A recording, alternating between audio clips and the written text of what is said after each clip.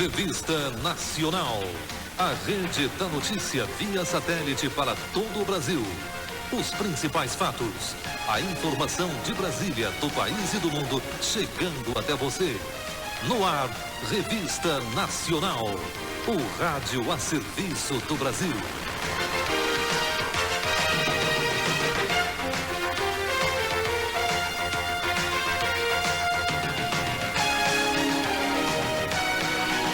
Bom dia, Brasília. Bom dia, Brasil. As chuvas voltaram a castigar o Rio de Janeiro na manhã desta quinta-feira, ontem, provocando desabamentos, alagamentos nas principais vias de ligação entre as zonas norte e sul e muito congestionamento. Pelo menos uma pessoa morreu e 3 ficaram feridas. O temporal também alagou o cemitério do Caju e deixou vários bairros sem luz. O trânsito foi interrompido nos 2 sentidos da ponte Rio-Niterói.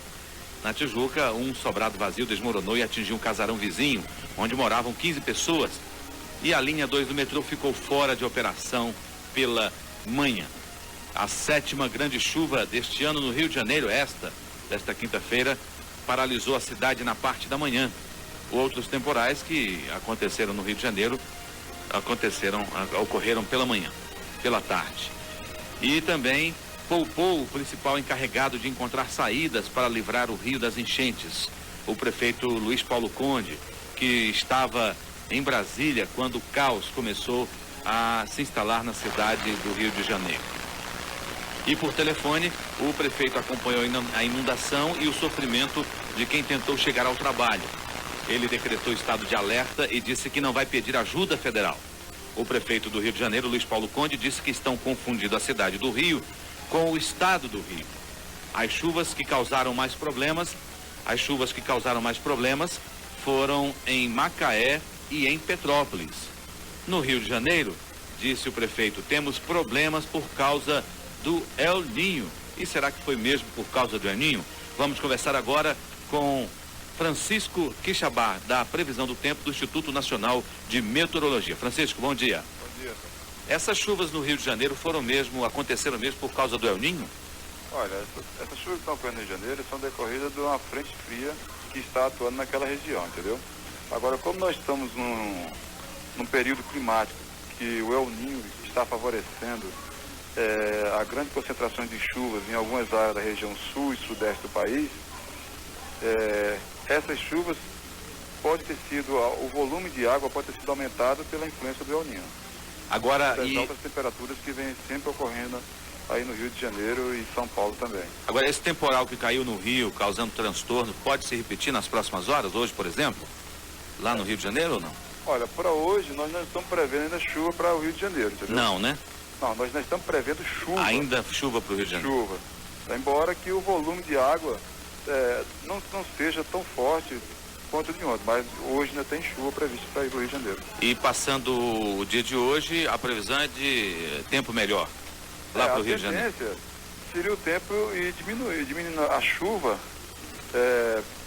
pelo menos até amanhã, tá? Mas a partir de sábado à noite já volta tem um novo sistema chegando aí que pode ocasionar mais chuvas. Tá, o Rio de Janeiro fica na região sudeste e bem próximo a São Paulo. Isso. Essa previsão também atinge o estado de São Paulo ou não? São Paulo também nós estamos prevendo chuva para o estado de São Paulo também. E qual é a previsão? Principalmente no lado no leste de São Paulo, pegando a Grande São Paulo e o litoral de São Paulo também. Qual é então a previsão, Francisco Quixabá, para a região sudeste hoje e para os próximos dias? Alô? Sim, Francisco. Pois não. Qual é então a previsão do tempo para hoje e para os próximos dias na região sudeste? Olha, para a região sudeste, como eu já tinha falado, para o Rio de Janeiro, nós estamos prevendo as chuvas para sábado e domingo. Então, São Paulo, como está próximo do Rio de Janeiro, quer dizer, próximo, assim, nós dizemos assim, em termos de meteorologia, porque o sistema é de grande escala, vai atingir também São Paulo. E as outras regiões, como é que vai ficar o tempo nas outras regiões do país? Para outras regiões, nós temos aqui para a região centro-oeste, ainda o tempo parcialmente nublado, quer dizer, o tempo com pouca nuvem aumentando e com chuva em áreas isoladas. Para o nordeste, nós temos chuvas no Maranhão, Piauí, oeste de Pernambuco e sul do Ceará. Na região norte, chuvas no norte do Amazonas, pancada de chuvas em área isolada ainda em Rondônia, sul do Pará e o Acre. Falta a região sul, né? A região sul, nós temos ainda o tempo com chuvas no sul do Rio Grande do Sul, Santa Catarina e norte e sul do Paraná. Francisco, para terminar nossa conversa sobre a previsão do tempo, como vai ser o dia hoje aqui em Brasília? O dia hoje aqui em Brasília, nós temos dia hoje com pouca nebulosidade e aumentando a nebulosidade à tarde, com chuvas em áreas isoladas. Ok. Obrigado, Francisco Quixabá, do Instituto Nacional de Meteorologia. Obrigado e bom dia. Bom dia. 8h06. Depois desse destaque sobre a situação no Rio de Janeiro, as chuvas vão continuar, portanto, o alerta é importante que seja dado aos moradores do Rio de Janeiro e também de São Paulo. Como disse o Francisco, pode também chover bastante em São Paulo. A gente vai agora, depois disso, aos destaques dos jornais que circulam hoje. Daqui a pouquinho você vai ver quais são os destaques dos jornais que circulam hoje pelo país, porque agora a gente faz aquela pausa para a vinheta de abertura do Revista Nacional que está começando. Revista Nacional. Produção e apresentação, Antônio Carlos Silva e Andréa Tavares. Pois é, na apresentação comigo hoje, Carlos Toledo. Bom dia, Carlos. Bom dia, Antônio Carlos. Bom dia, ouvintes do Revista Nacional. Outro destaque do Revista Nacional é a reunião ministerial de hoje. O presidente reúne os ministros para avaliar a situação do desemprego. Evidentemente, não há de se esperar grandes soluções dessa reunião, uma vez que, inclusive, já foi dito pelo governo que dessa reunião não deve sair grandes decisões, porque o problema é muito complexo. Mas, de alguma forma, os ministros, com o presidente Fernando Henrique Cardoso, vão discutir a questão do desemprego. Daqui a pouco a gente traz mais detalhes desta reunião. Agora vamos aos destaques dos jornais que circulam hoje pelo país. Manchetes dos principais jornais. A gente começa pelo Jornal da Cidade, Correio Brasiliense, que destaca a segurança em Brasília, a opinião dos brasilienses. Aliás, a manchete diz que brasilienses acham que a segurança pública piorou. Pesquisa mostra que a população não confia na polícia, nem acredita nas ações do governo contra a violência. 1 em cada 3 moradores já foi vítima de crimes. E o Jornal de Brasília tem 2 matérias em destaque hoje, sexta-feira, dia 13 de março. Recuo de Lula faz PT perder rumo da eleição. E desemprego, o Ministério se reúne sem expectativas. O estado de São Paulo, déficit externo cai e reservas disparam. O Jornal da Tarde, polícia, comandante também pede socorro. Jornal do Brasil, Rio acorda sob uma inundação. A Folha de São Paulo, o Ministério muda a regra dos planos de saúde. O Globo, 9 horas de chuva e 11 de caos. E o Diário Catarinense destaca hoje: ações da Casan vão render 70 milhões. Estado de Minas, Fernando Henrique Cardoso decide encarar desemprego. Correio Popular, caos, 400 peroeiros tomam Campinas. O Popular de Goiânia, nova regra da garantia ao consumidor. O Diário do Nordeste, Proemprego terá 5 bilhões e 600 milhões de reais. A notícia de Joinville, acordo beneficia devedores de ICMS. O Jornal do Comércio, Fernando Henrique define com ministros ações contra desemprego. Folha de Londrina, no Paraná. Paraná já conseguiu atrair 14 bilhões de reais. O jornal A Crítica do Amazonas, sem terra é assassinada a tiro. À tarde na Bahia, consumidor ganha maior proteção. Correio da Bahia, Código do Consumidor muda e prevê punição para os planos de saúde. Gazeta do Povo do Paraná, governo discute hoje ações contra desemprego. E o Diário de Pernambuco, o governo cede para que seja suspensa a ocupação da Chesf. Correio do Povo do Rio Grande do Sul, mudança no código garante mais direitos para os consumidores. Jornal 0 Hora do Rio Grande do Sul, achado valoriza paleontologia gaúcha. 8h09 na capital do país. É hora de manchete esportiva com o comandante da equipe de esportes, Kleiber Beltrão. Bom dia, Kleiber. Muito bom dia, Antônio Carlos, Toledo, ouvintes do Revista Nacional. As manchetes de hoje: Vasco elimina o Vila Nova da Copa do Brasil. Pensando na seleção e ouvindo conselhos de Zagallo, Edmundo volta à Itália. Joel Santana estreia contra o seu último campeão. Zico e Zagallo já divergem sobre a seleção. Grêmio joga pela Libertadores da América. Palmeiras quer se livrar de Viola. Luxemburgo preocupado com uma nova derrota para o Verdão. Resultados de ontem pelos campeonatos regionais e nordestão. Logo mais, os detalhes destas manchetes, Antônio Carlos. Até lá, então.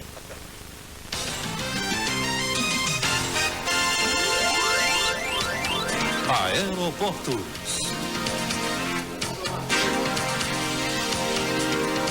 As informações com Denise Grisinger. O SINDAX informa que os aeroportos de Congonhas e Guarulhos, na região de São Paulo, e o Aeroporto Internacional de Cuiabá estão operando por instrumentos devido a nuvens baixas. O aeroporto Afonso Pena, em Curitiba, também está operando com restrições devido à visibilidade reduzida. Os demais aeroportos do país funcionam normalmente. O tempo em todo o Brasil. A previsão do tempo acabamos de dar para os nossos ouvintes com a participação de Francisco Quixabá, do Instituto Nacional de Meteorologia. Agora vamos saber a situação nas estradas.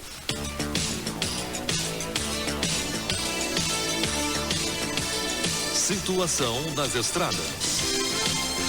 Detalhes com Tatiane Rodrigues. O Departamento Nacional de Estradas e Rodagem informa que na BR-393, no Rio de Janeiro, do quilômetro 197 ao quilômetro 295, a pista está com buracos, depressões e desníveis no acostamento. Quem estiver dirigindo na BR-020 em Goiás, do trecho que vai do quilômetro 0 ao quilômetro 24, pode ir tranquilo porque o trânsito está regular e a via foi duplicada. 8h11. Na capital do país, o Revista Nacional, um programa de informação, notícia, reportagem, entrevista, que vai ao ar de segunda a sábado, de 8 às 10 horas da manhã. Pela Rádio Nacional de Brasília, AM. O presidente Fernando Henrique Cardoso avalia hoje, em reunião com seu ministério, medidas como o aumento das liberações de recursos do Fundo de Amparo ao Trabalhador, o FAT, para diminuir o problema do desemprego que atinge principalmente as regiões metropolitanas. O governo quer ajustar programas já existentes, como o PROGER e o PROEmprego, que esbarram no excesso de burocracia. Ainda no nosso programa de hoje, daqui a pouquinho, nós vamos trazer mais informações a respeito dessa reunião. Teremos a participação do nosso repórter Corban Costa, que cobre diariamente as atividades do Palácio do Planalto, trazendo detalhes dessa reunião.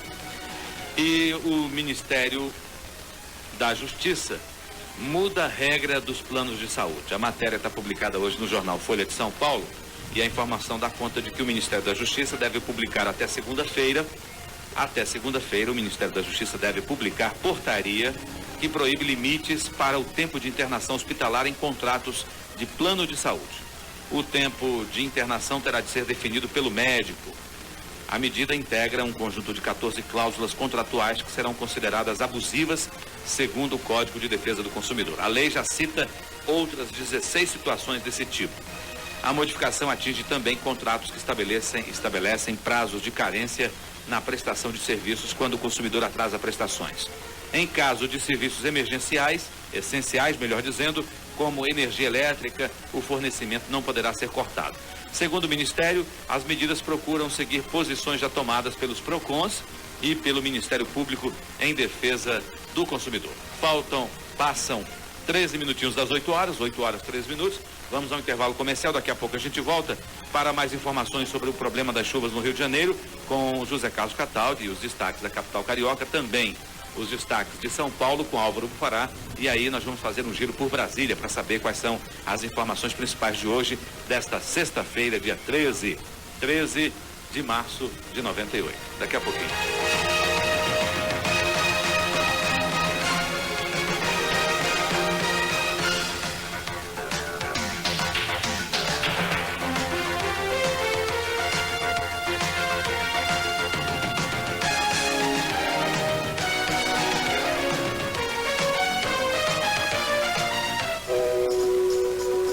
Cestas de alimentos da Conab. Municípios selecionados pela Comunidade Solidária que receberão a partir de amanhã cestas de alimentos da Conab, empresa do Ministério da Agricultura e do Abastecimento. 65.690 famílias estarão recebendo hoje cestas de alimento do Prodea. No Acre, Acrelândia, Bujari. No Amazonas, Novo Aripuanã. São Paulo de Olivença. Na Bahia, Araci, Santanópolis, Canudos e Novo Triunfo. No Maranhão, Aldeias Altas do Maranhão. No Mato Grosso, Ribeirãozinho, Ponte Branca. Em Minas Gerais, Pocrane, Pedra Dourada, Rio Espera, Medina, Aricanduva, Couto Magalhães de Minas, Santo Antônio do Itambé, São Gonçalo do Rio Preto, Água Boa, Joanésia, Berizal e Porteirinha. E ainda em Minas Gerais, ou melhor, agora no estado do Pará, Marapanim, Terra Alta. Em Paraíba, Pilar, Tacima, Montada, São Sebastião da Lagoa da Roça e Pedra Branca. E no Paraná, Boa Vista da Aparecida e Manfrinópolis. Esses municípios foram selecionados pela Comunidade Solidária. Participe das ações do governo federal em sua cidade.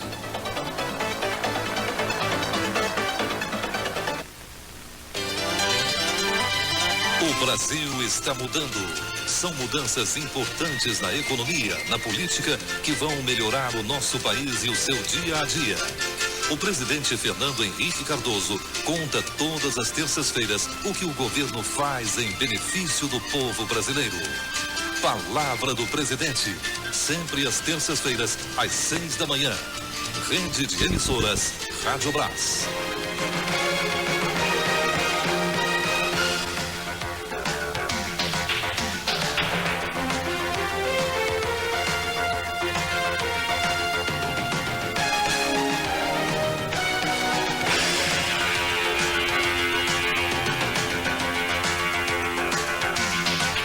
Você está ouvindo Revista Nacional, o rádio a serviço do Brasil.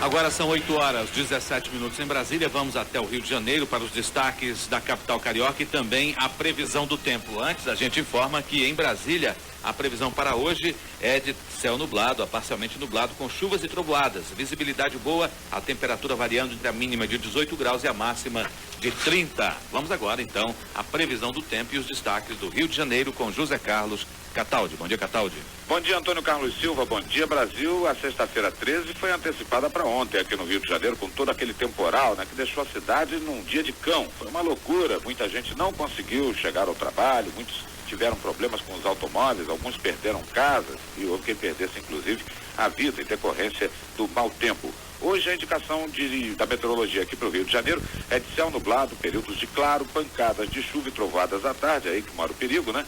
Temperatura estável, variando entre 18 e 39 graus. Cataldi. Sim, Antônio. Abrimos o programa falando da situação do Rio de Janeiro aqui em Brasília e inclusive entrevistamos Francisco Quixadá, que é meteorologista aqui do Instituto Nacional, e ele disse que a previsão de chuva aí para o Rio, a previsão para o Rio de Janeiro é de que as chuvas vão continuar. É verdade, temos essa indicação aqui com maior concentração de possibilidade no período da tarde, né? Isso deixa todos bastante preocupados, né? Que é o momento de saída do trabalho e nós temos aqui uma dificuldade grande no escoamento aí quando chove, o transporte de massa fica numa situação bastante precária, né? Apenas o metrô e mesmo assim em algumas estações o metrô tem parado com as últimas chuvas aqui no Rio de Janeiro. Ontem, inclusive, os trens da Central do Brasil deixaram de circular por um longo período na parte matinal. Quer dizer, chuva passou a ser sinônimo de pânico aqui para o Rio de Janeiro, Antônio Carlos. Ok.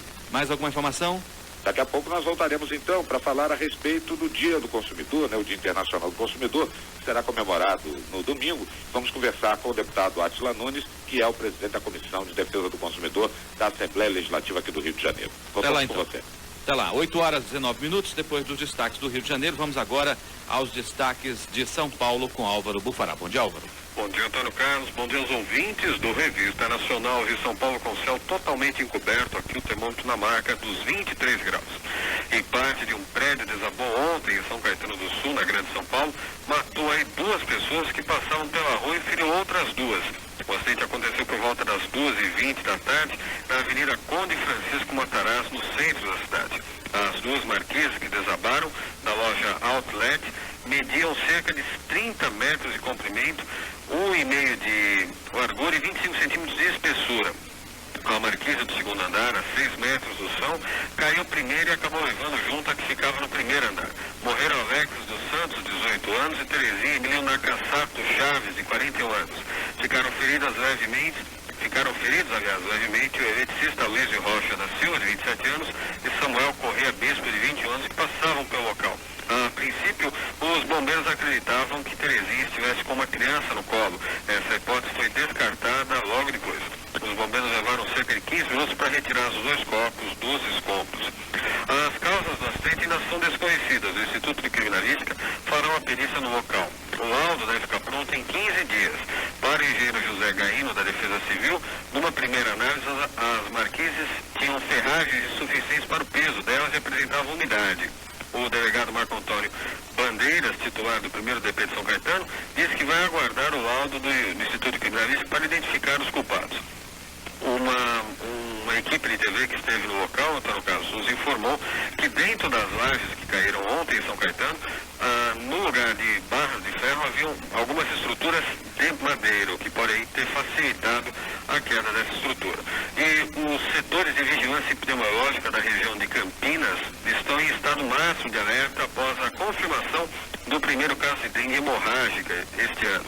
O paciente contaminado é um jovem de 15 anos que mora no município de Sumaré, na região de Campinas.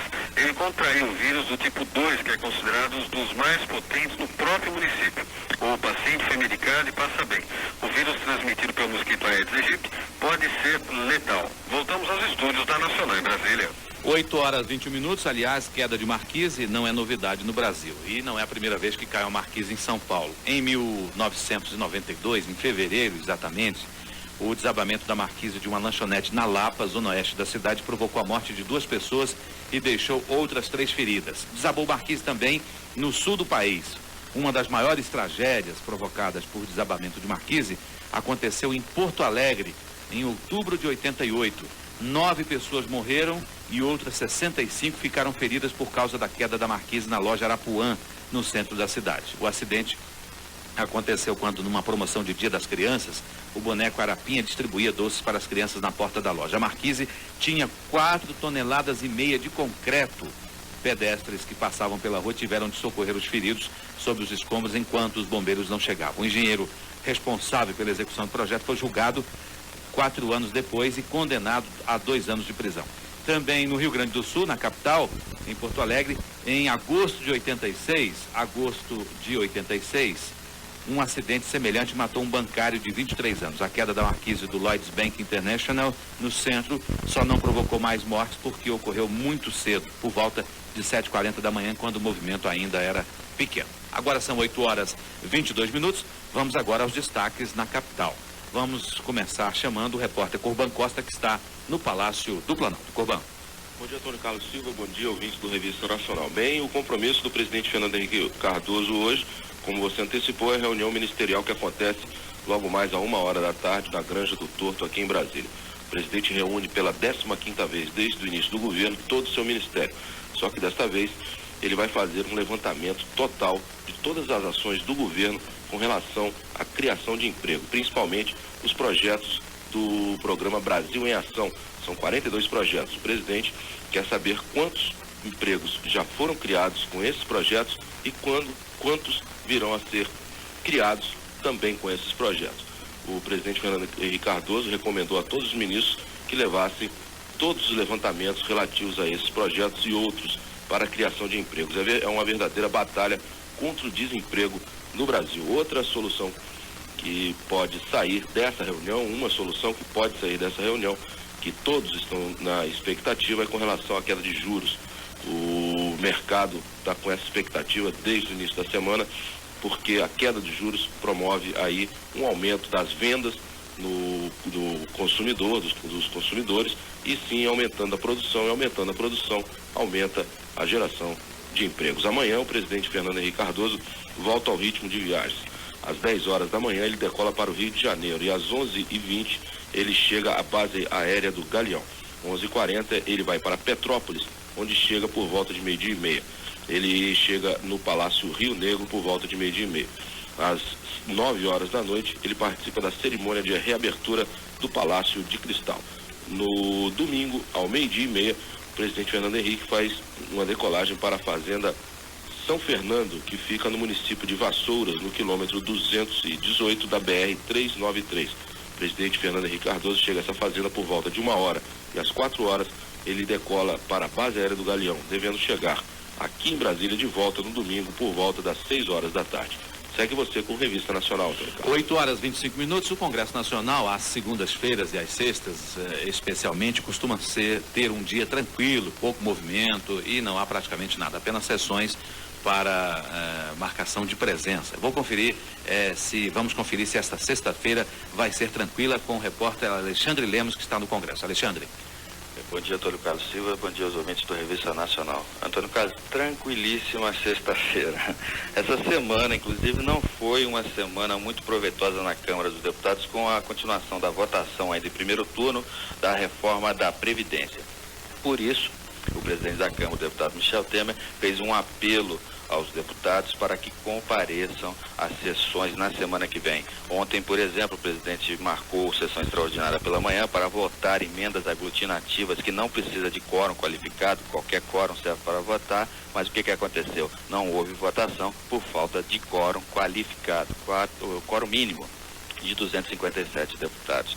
E para a semana que vem, o presidente vai fazer uma tentativa de um esforço concentrado para votar os 8 destaques importantes ainda, os destaques de votação separada, que faltam para concluir o primeiro turno da reforma.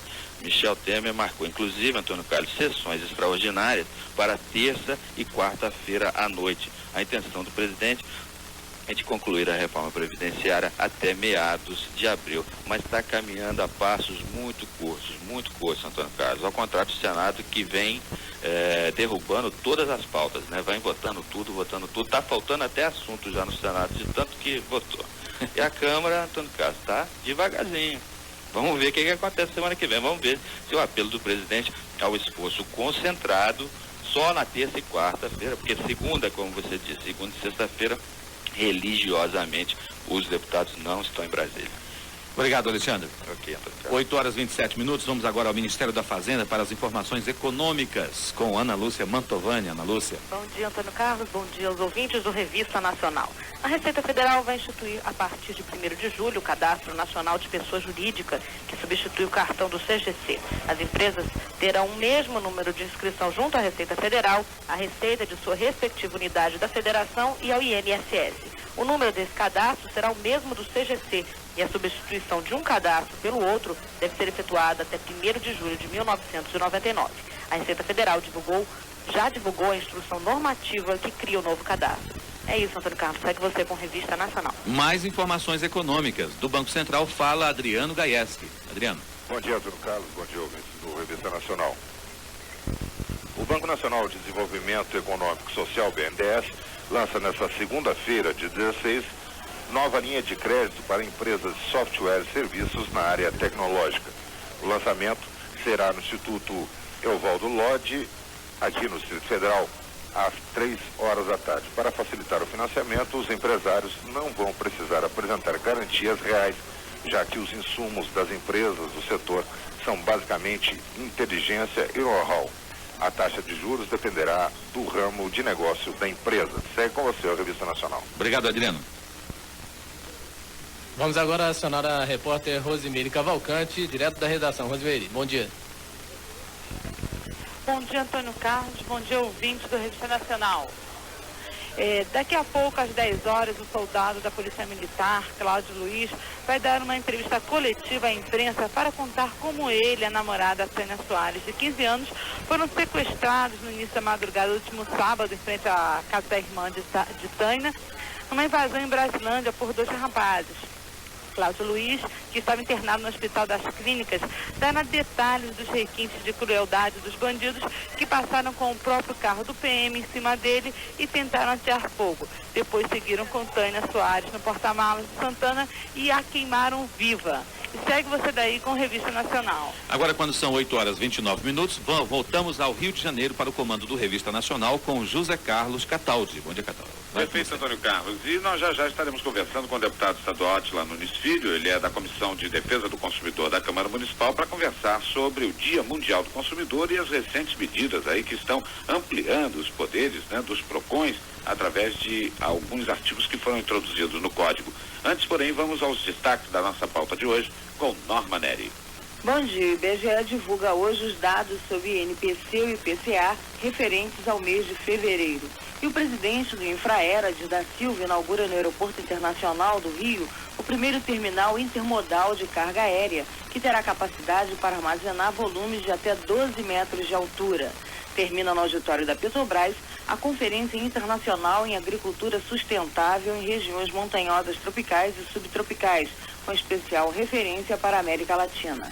Outro detalhe também importante é que a Prefeitura de Petrópolis dá os retoques finais na cidade para receber o presidente da República, Fernando Henrique Cardoso, inclusive no Palácio de Cristal, inteiramente reformulado, depois de construído há 114 anos, ele estará sendo reaberto como mais um espaço cultural de Petrópolis. Está ao telefone conosco o deputado estadual Átila Nunes Filho. Nós vamos conversar com ele agora. Bom dia, deputado. Tudo bem, Cataldi? Grande satisfação em tê-lo conosco. O senhor conversa no Rio de Janeiro comigo e em Brasília com Antônio Carlos Silva. Pois não. No sábado, aliás, no domingo, estará sendo comemorado, né, o Dia Internacional, o Dia Mundial do Consumidor. É verdade. Aqui no Rio de Janeiro, várias manifestações já preparadas, inclusive um pagode desfile de campeões do carnaval, como a Viradouro, que foi campeã do ano passado, e esse ano não foi muito bem, mas conta com grande simpatia do público.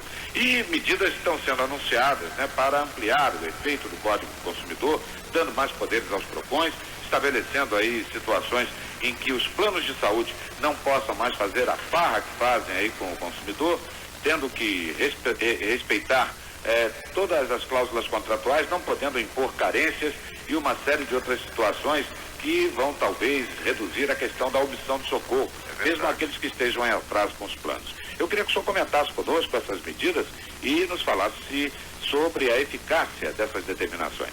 Me parece que das 12 medidas principais novas incorporadas ao Código, Cataldi, elas foram muito felizes, elas são muito interessantes, porque elas representam a maioria das reclamações nos PROCONs de todo o Brasil, inclusive lá na comissão, na Assembleia Legislativa. Para você ter uma ideia, hoje, quer dizer, com essas novas medidas, e elas estão valendo a partir, evidentemente, de sua sanção pelo governo, a imposição do limite ao tempo de internação que não prescrito pelo médico. Quer dizer, você imagina o seguinte, que o plano de saúde, ele sempre estabeleceu o seguinte: olha, você só pode ficar internado 3 meses. Mas o médico diz, não, tem que ficar internado 6 meses.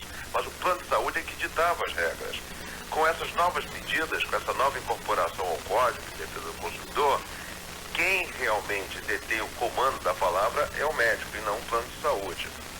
Quer dizer, você tem algumas coisas que passam despercebidas, Cataldi, da maioria das pessoas que não sofrem, esse tipo de problema. Por exemplo, você não poder cortar a água sem antes ser notificado, no caso aqui do Rio de Janeiro, pela SEDAI. Uma coisa interessante, ou a luz, quer dizer, a Light tem que avisar, vou cortar a luz, você não pagou. Embora a Light corta a luz de qualquer maneira, a todo momento, e não é punida por isso. Mas o caso do overbooking em aviões é uma coisa interessante. Para quem viaja muito de avião, a trabalho principalmente, chega no check-in no aeroporto e normalmente elas têm, inclusive isso é incrível, Católico, porque é autorizado legalmente você vender mais passagens do que o número de vagas existentes no avião. Então todo voo sem exceção, Católico, você tem 100 lugares no avião, são vendidas 120, 115 passagens. Isso para um comerciante mortal, mísero mortal, não tão poderoso, né? É considerado estelionato, né? O senhor vendeu o que não tem. Exatamente. Você promete uma coisa que você não tem. Eu acho que, por outro lado, é o seguinte, no momento que você faz uma reserva num avião, também, por outro lado, Cataldi, eu acho o seguinte, que você deve, de alguma maneira, ter responsabilidade nisso. Então, o que eu acho que vale, a madeira que dá em Chico, né, é o pau que dá em Francisco. Eu acho também o seguinte, se você fez a reserva num voo, então pega o número do seu cartão de crédito, olha aqui, se o senhor não avisar 2, 3 horas antes que o senhor não vai embarcar, nós vamos cobrar. Tudo bem. Agora, dureza você chegar com a sua família, malas, etc., e você não embarcar, o que é isso? Porque você vendeu um pouco mais ou porque não foi avisado, beleza? Isso é ruim, muito ruim. Isso é no mundo inteiro, hein, Cataldi? É no mundo inteiro. Você tem coisas interessantíssimas nesse... Uma coisa, olha, Cataldi, sempre passou despercebido da maioria das pessoas. eu compro um automóvel, você tem 10 mil quilômetros, digamos, de garantia ou 1 ano de garantia. Vence o que chegar primeiro. Quer dizer, se você correu 10 mil quilômetros, andou 10 mil quilômetros, acabou tua garantia. Se você já se passaram 6 meses, acabou sua garantia. Neste caso aqui, porque tem muita gente que anda muito pouquinho, né, Cataldi? Então, ele estabelece o seguinte: você escolhe. Se eu quiser os 6 meses, eu espero os 6 meses para minha garantia acabar. Ou se eu andei 10 mil quilômetros, eu espero a minha garantia acabar. O que acontece com muita gente que anda pouquinho, e por que até chegar a 10 mil quilômetros vai chegar, aliás, até 4 ou 6 meses não chegaram aos 10 mil quilômetros, né, de rodagem.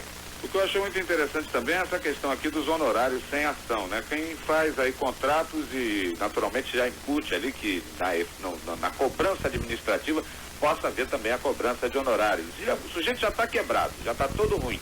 Ainda vai pagar essas taxas todas, aí ele não sai do buraco nunca. Agora me parece que não vai ser possível cobrar honorários sem que haja ajuizamento de ação. Cataldi, você é um conhecidíssimo advogado, você é um bom advogado, você, Cataldi, é uma das pessoas mais conhecidas no meio de advogado e respeitado. Eu, na semana passada, no final de semana, eu participei de um seminário de defesa do consumidor nos Estados Unidos. É impressionante, Cataldi, a imagem do advogado nos Estados Unidos como está ruim. Ela está ligada sempre, Cataldi, a esse tipo de vantagem.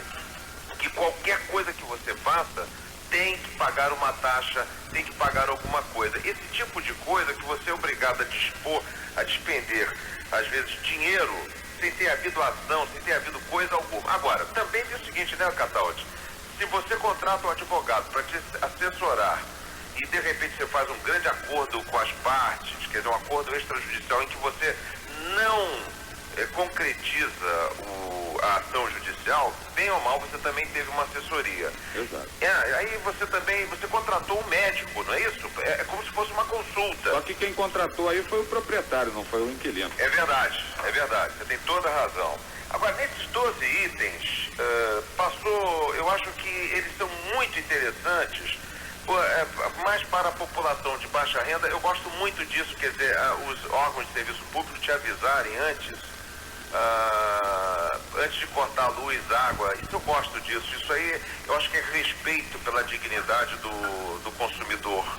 Até porque você repara o seguinte: quem atrasa água e luz está numa situação dramática. Então você, de repente, subitamente, você corta a água, a luz dessa pessoa sem um aviso, sem ela se preparar, né, pelo menos para ter uma chance de colocar as suas contas em dia, seria uma grande covardia. E é uma questão fundamental, né? Ninguém pode ficar sem água nem luz. Nós vamos a Brasília, comando da rede, com Antônio Carlos Silva. Claro. Muito bom dia, deputado. Oi.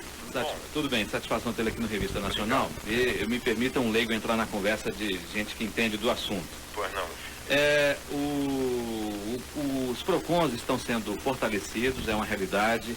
Em função disso, o respeito ao consumidor devagarinho vai sendo aumentado, mas ainda há alguns problemas em relação a alguns tipos de serviços que o consumidor precisa ter e não tem como se defender de uma possibilidade de fraude, de uma lesão, de ser lesado na prestação desse serviço. Por exemplo, conserto de eletrodomésticos, conserto de carro, quer dizer, o consumidor, a pessoa fica à mercê do técnico, da pessoa que entende da coisa e pode ser lesado. Agora, existe algum trabalho, existe alguma forma de reduzir ou pelo menos diminuir essa possibilidade de lesão do consumidor ser lesado, deputado? Olha, eu recomendo, eu vou falar já que você falou de automóvel, você se refere quando você para o carro para consertar, é isso não?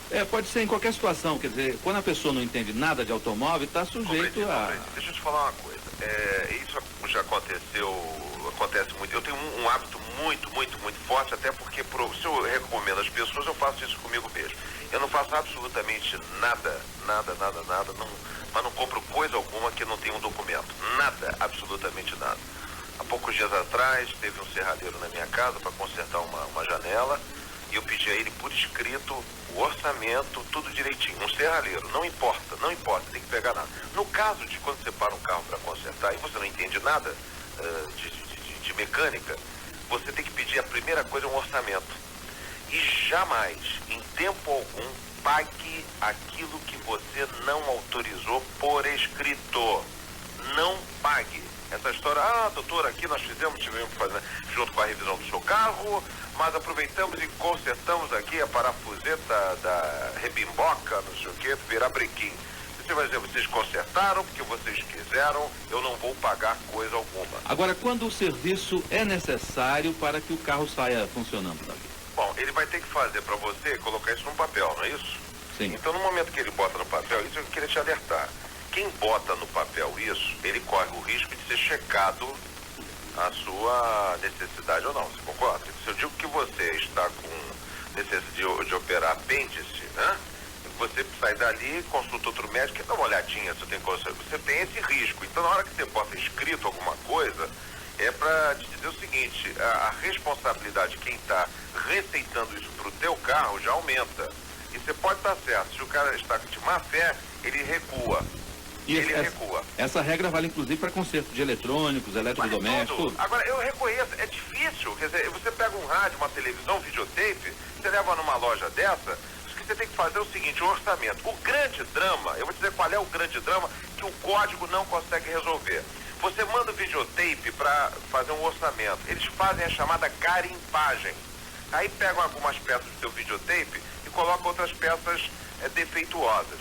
Aí você vai dizer, bom, então é bom levar na assistência técnica autorizada. É a mesma porcaria. É a mesma droga. Os maiores reclamações que eu tenho aqui na comissão são das concessionárias, esses serviços de atendimento autorizados. Todos eles sem exceção. Todos eles sem exceção. Eu só tenho dor de cabeça justamente com isso. Aí o que acontece? Você acaba recorrendo ao sujeito que não é autorizado, mas é aquele Manuelzinho, gente fina, aquele cidadão honesto e tal. E às vezes você acha. Eu, por exemplo, eu consegui achar uma pessoa que me parece sempre honesta, etc. Quer dizer, ele me manda o orçamento, eu sou obrigado a acreditar. Porque, como é que eu vou fazer? Eu vou fazer um laudo pericial do meu videocassete? É um negócio complicadíssimo, né, Cataldi, Antônio? É muito complicado isso daí, laudo pericial de videocassete. Isso ainda o código não conseguiu resolver. Não consegue, você não consegue entrar nessa brecha, porque o tipo de trabalho, engraçado, do médico você consegue. Porque o médico existe uma radiografia, você consulta o outro médico. Aí quando você pega o teu videocassete, tira dali daquele orçamento e enfia no outro, o cara, ué, doutor, tá faltando isso, isso e aquilo. Quer dizer, o outro tirou a peça, trocou a peça. Aí você perde o controle absoluto. Eu acho, eu vou te falar pelo que eu tenho visto, né, em todo mundo eu tenho visto isso. Eu acho que esse tipo de coisa, videocassete, televisão, no mundo inteiro praticamente não se conserta mais. Por quê? Porque os produtos estão caindo de preço no mundo inteiro, quer dizer, o videocassete custava $1.000. Hoje um videocassete custa $300 no Brasil, 350. Nos Estados Unidos custa 150. Então os preços estão caindo de tal maneira que ficou com defeito, você automaticamente compra. Então é muito comum na Alemanha você ver isso nas portas das casas, televisão, geladeira, etc. Aliás, aqui no Brasil, em relação a alguns produtos, a realidade já é essa, né? Já é essa. E a tendência maior é a seguinte, você observa o seguinte, se uma televisão nova custa R$259, eu vi até outro dia isso anunciado aqui nos jornais do Rio de Janeiro, R$259 de 20 polegadas, você vai gastar 150 para consertar essa televisão, não tem cabimento. E essa é o caminho natural, é a reposição. Isso é nem mais globalização, é porque cai mesmo o preço dos produtos. Você repara o que você pagava uma fortuna anos atrás por uma televisão a cores, e hoje uma televisão de 20 polegadas você compra 359. Quer dizer, e a tendência é cair para 200 e tal. Então, o sujeito que hoje explora você, que quer ter uma margem de lucro, uma ganância fantástica, ele tende a desaparecer no mercado, como desapareceu, quero te falar isso, desapareceu praticamente nos Estados Unidos. O que você tem nos Estados Unidos hoje é o bombeiro hidráulico, é o marceneiro e tal, que cobra uma fortuna, mas em compensação a cultura americana é faça você mesmo. Todo mundo sabe disso. Quer dizer, aqui a gente chama o Severino, o porteiro, para trocar uma lâmpada. Nos Estados Unidos não, doutor. Nos Estados Unidos, a dona de casa pinta no final de semana a parede da sua casa. Porque é isso que vai acontecer. Com o aumento do custo da educação, as pessoas vão ganhando cada vez mais, e a tendência é que esse tipo de mão de obra, ela tende a escassear no mercado. A dureza mesmo, você sabe qual é? É você às vezes pagar o chamado pedreiro, eu vou chamar um pedreiro, e você chega e esse pedreiro não é pedreiro, nunca passou por um Senai, nunca passou por um curso técnico, e na realidade é um assistente de pedreiro, etc. E que você acaba dando até dicas para esse profissional. Pois é, né? Olha, rapaz, por acaso, eu aprendi na minha vida a pintar parede.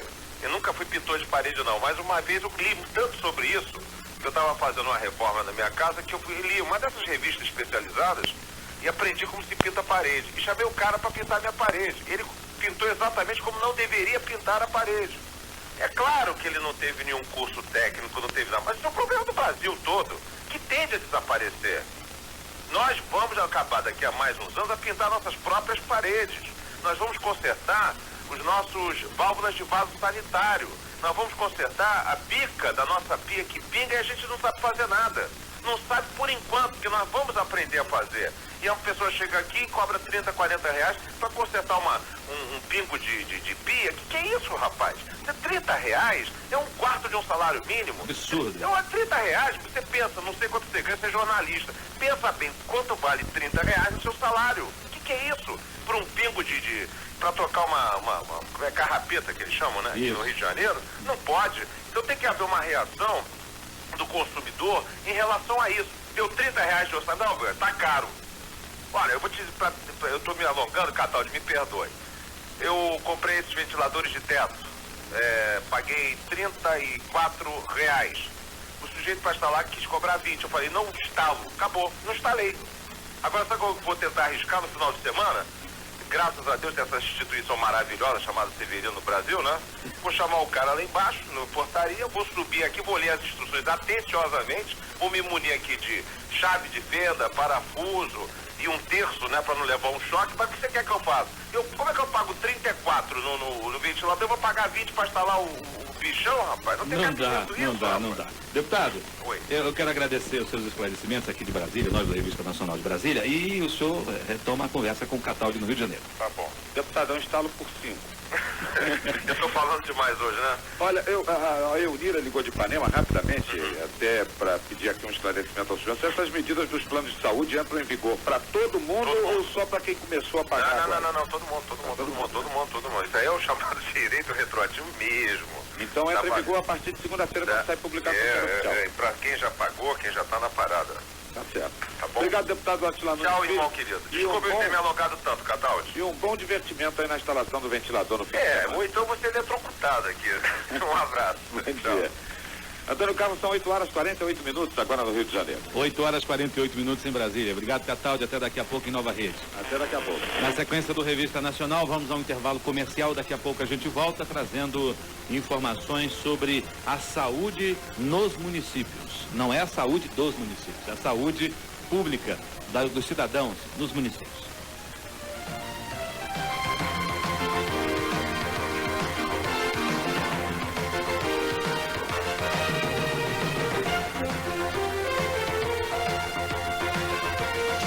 Brasil em Ação. Transportes. Ministro Eliseu Padilha. No dia 27 de março será liberado o primeiro trecho duplicado da rodovia Fernão Dias. 217 quilômetros, ligando Belo Horizonte a Nepomuceno, em Minas Gerais. A duplicação da Fernão Dias, Minas Gerais a São Paulo, trará produtos mais baratos, transporte mais rápido e seguro e geração de emprego. Ministério dos Transportes. Brasil em Ação. Preste atenção, agora vamos falar sobre uma doença séria que pode até matar, a dengue. Ela é transmitida através da picada de um mosquito chamado Aedes aegypti, que se reproduz em água limpa e parada. Sabe como podemos acabar com a dengue? Com informação, com a nossa consciência e com a nossa ação. A gente não pode deixar o mosquito da dengue nascer, por isso é preciso eliminar todas as chances dele se reproduzir. Todos os focos de água parada, como vasos, pneus velhos, latas no fundo do quintal, caixas d'água, destampadas e outras coisas. Só depende de nós. Todos os dias. Avisa aos vizinhos, aos amigos e espalhe essa notícia por aí. A dengue é uma doença séria que pode até matar. Vamos acabar com o mosquito da dengue. Só depende de nossa atitude. Portanto, nada de água parada. Movimento das águas. Preservar a água é preservar a vida. Segundo estimativas da ONU, no ano de 2025, a população mundial poderá chegar à marca de 8 bilhões e 300 milhões de habitantes. Com isso, a quantidade média anual de água disponível para cada pessoa será reduzida em 35%. Pense nisso. Ministério do Meio Ambiente. Brasil em ação.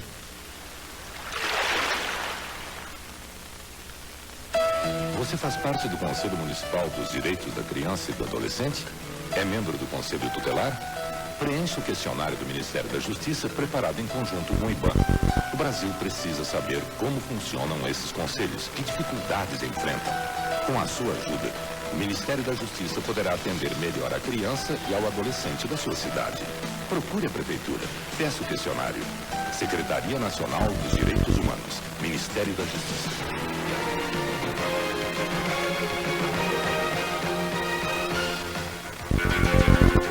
Estamos apresentando Revista Nacional, a Rede da Notícia.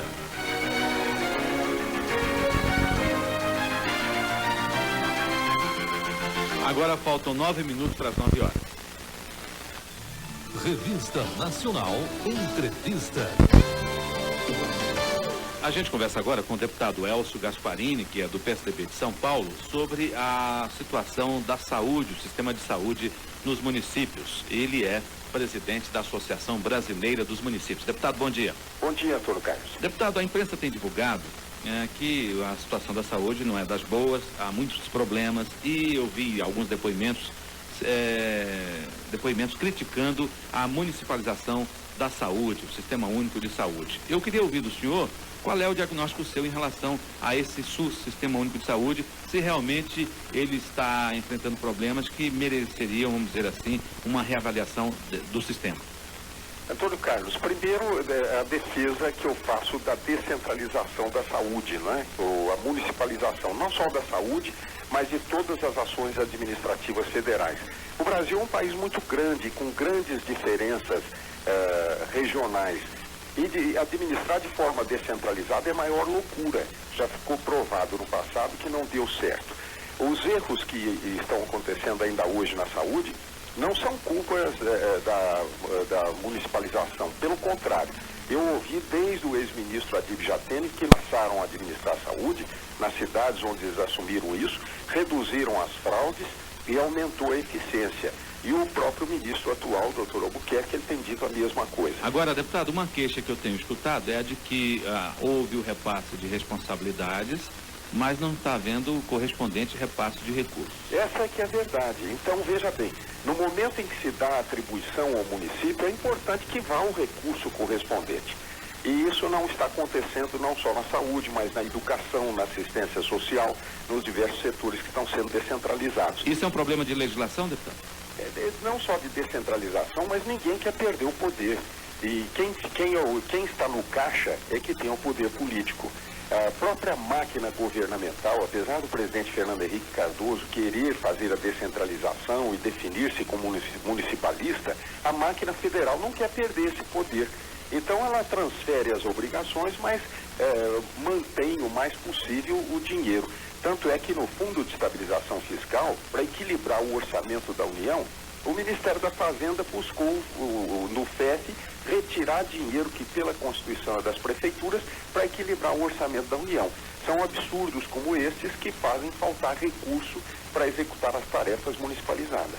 O senhor acha que a falta de recursos é o grande fator para as filas no país eu acho inteiro? Que na saúde, Antônio Carlos, são dois fatores que estão prejudicando as ações administrativas da saúde. Um é a falta de dinheiro, precisa mais recurso.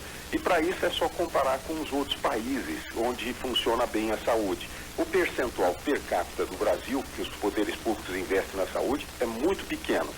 Mas este recurso, que ainda é pequeno, é mal aplicado. Então são duas coisas. É preciso melhorar a eficiência nas ações de saúde e também dar mais verba. Mas fundamentalmente, veja bem, nós precisamos, e agora estamos encaminhando para isso, realizar ações preventivas. Na realidade, até hoje, o poder público cuidou da doença e não da saúde. Coisas pequenas, como por exemplo, levar aos municípios água tratada e redes de esgoto. Isso diminui internações hospitalares, porque a água, quando é consumida com micróbios, ela produz uma série de doenças. E o esgoto, não tendo privada nas casas, é uma tragédia, transmite um monte de doenças. Então, essa é uma ação preventiva de saúde muito importante. E outras como o pré-natal, assistência à infância, agora com o chamado médico de família e os vigilantes sanitários, aqueles visitantes da área da saúde nas casas, antes que a pessoa fique doente, é preciso que se vá à casa educar, orientar a nível de como ter saúde. Isso, o gasto é pequeno nessas ações e os resultados são excepcionais. Então, falta dinheiro para a saúde? Falta, realmente precisava mais. Mas o pouco que tem ainda é mal aplicado. O senhor acha que a distribuição dos recursos para a saúde, ele está chegando na totalidade aos municípios ou ele está ficando pelo caminho? Bom, esse aí é um outro problema. Eu defendo para acabar com o turismo do dinheiro. Por isso que a descentralização da tarefa, da execução da administração, tem que ser acompanhada da descentralização do dinheiro. O imposto é arrecadado no município, vai para o estado, vem para Brasília, depois volta para o estado e chega no município. Quando chega lá, não é nem metade do que foi mandado. A máquina come metade dos recursos. Então o certo é que lá no posto fiscal, no próprio município, fosse arrecadado o tributo e o percentual que fosse destinado ao município já ficasse lá. Agora, o senhor acha que a sociedade, especialmente a comunidade do município, está preparada, organizada para exatamente fiscalizar essa distribuição dos recursos da forma como o senhor está defendendo? Olha, se não estiver, precisa ficar preparado. Em alguns lugares já está, através dos conselhos de saúde, aquela coisa toda. Mas é muito mais difícil fiscalizar e reivindicar e ver como vai, reclamando ao governador ou a um presidente da República, do que reclamar ao prefeito. A sociedade precisa se organizar. Agora, é importante que o poder administrativo esteja na própria cidade, porque se a sociedade não estiver organizada, azar dela. Vai aprender sofrendo a se organizar. Mas a verdade é que no momento em que ela estiver organizada, ela sabe que o poder está ali na cidade. É só ir no prefeito, na casa dele, ele mora na cidade, é fácil falar com ele e consegue melhorar o setor. Agora, hoje não. Quem é que pode vir a Brasília reclamar do ministro ou do presidente? O governador do estado é um homem muito distante. Agora, o prefeito mora na cidade. Dê poder a ele. E o povo vai aprender a exigir que ele cumpra com aquilo que ele promete na campanha e que tem que ser realizado como boa administração. Então o problema é só, vamos dizer assim, ajeitar a gerência desse sistema de municipalização da saúde. Certo. O Sistema Único de Saúde é bom, ele tem que corrigir algumas coisas, como eu disse, dedicar mais à medicina preventiva, né? Que aí é que é o futuro desse país, para ele ser um país saudável. Mas eu acho que o caminho é esse, é a municipalização. Mas pode fracassar se derem as tarefas aos prefeitos e não descentralizarem os recursos. Você vê a reforma tributária, 3 anos está no Congresso Nacional e não sai. Ela é o justo, porque com a reforma tributária dá obrigação ao município, ao Estado e à União. Tem definido cada um o que vai fazer e divide os recursos da arrecadação também de forma definida. Acabar com esse negócio de deputado e senador, liberar verba, não deve ter nada disso, sem intermediário. O que é do município deve ser automaticamente do município, do Estado e assim por diante. E, inclusive, moralizar a política brasileira. Ok. Deputado Elcio Gasparini, do PSDB de São Paulo, presidente da Associação Brasileira dos Municípios, obrigado pelos seus esclarecimentos aqui no Revista Nacional. Eu que agradeço, Antônio Carlos. Muito bom dia. Bom dia ao senhor. Agora faltam 2 minutos para as 9 horas, vem aí o Nacional Informa, mas há tempo ainda para a informação do Carlos Toledo. Pois não, Antônio Carlos, as contas externas brasileiras melhoraram no mês de fevereiro, conforme números divulgados pelo Banco Central. O déficit nas transações correntes, que são as operações de comércio e serviços com o exterior, foi de 1,66 bilhão de dólares, 20% inferior ao de janeiro, que foi de 2 bilhões. E nos 12 meses encerrados em fevereiro, o déficit alcançou 3,3 bilhões de dólares, 4,13% do PIB, Produto Interno Brasileiro. A redução do déficit ocorreu por causa do melhor desempenho das exportações, o que provocou a queda do saldo negativo na balança comercial. Agora faltam 30 segundos para as 9 horas, vem aí o Nacional Informa com Carmen Lúcia e na sequência a gente retoma o Revista Nacional para falar sobre um assunto também interessante, aliás, um assunto muito polêmico, que é a violência em Brasília. Vamos conversar com o secretário de Segurança. Vem aí, Nacional Informa, com Carmen Lúcia.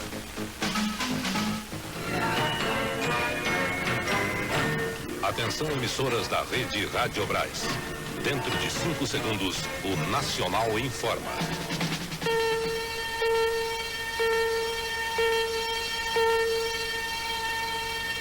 Nove horas em Brasília. Nacional Informa. O que acontece agora, no Brasil e no mundo. O consumidor brasileiro tem 14 novos direitos. O governo anunciou as novas cláusulas do Código. Entre elas, as de que os planos de saúde estarão obrigados a garantir a seus segurados o tempo de internação determinado pelo médico e as empresas aéreas terão que respeitar mais os clientes.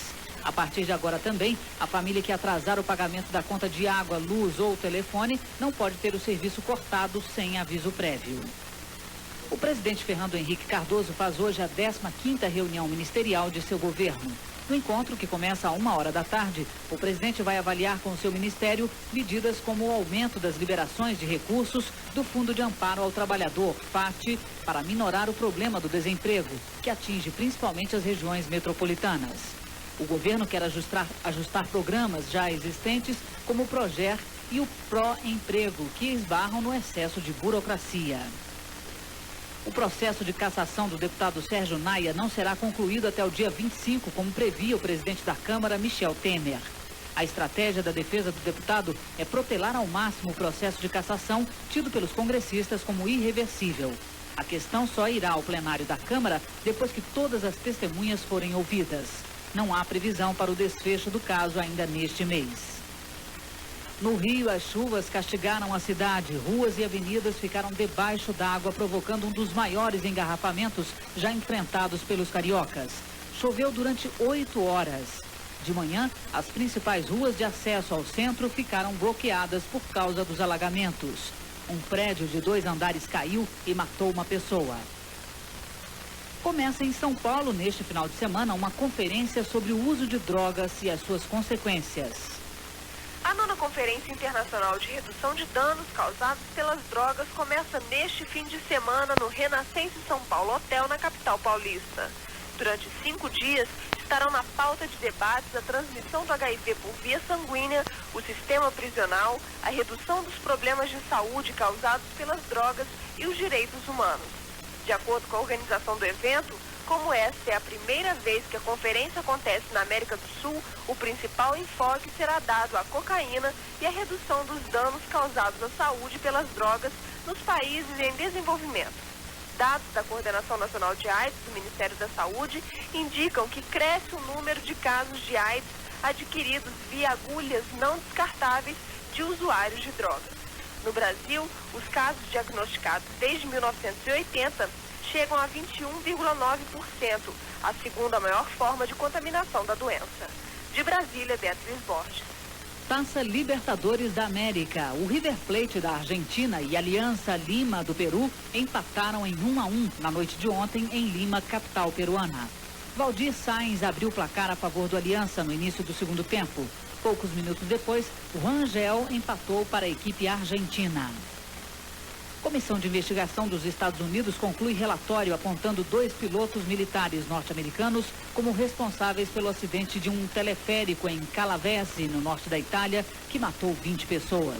O relatório indica que o piloto de um caça Prowler voava a menos de 100 metros de altitude quando bateu no cabo do teleférico, provocando a sua queda com os esquiadores que o ocupavam. Rede Nacional de Rádio. A polícia do Distrito Federal já tem a descrição dos assassinos de Taina Catiúcha Soares, de 15 anos. De acordo com o depoimento prestado por uma testemunha, o policial militar Luiz Celso dos Santos, 2 rapazes com idades entre 15 e 19 anos sequestraram e queimaram viva Taina. Hoje será feito o retrato falado dos suspeitos.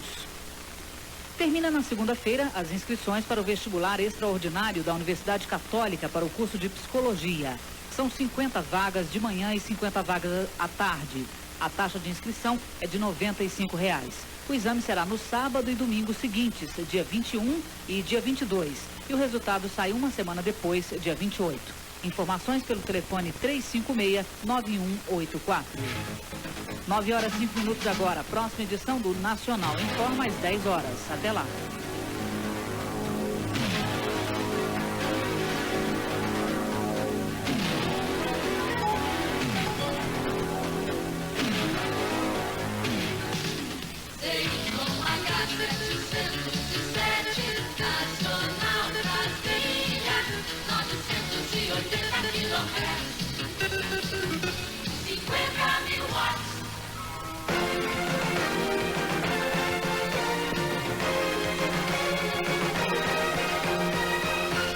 Estamos apresentando Revista Nacional, o rádio a serviço do Brasil.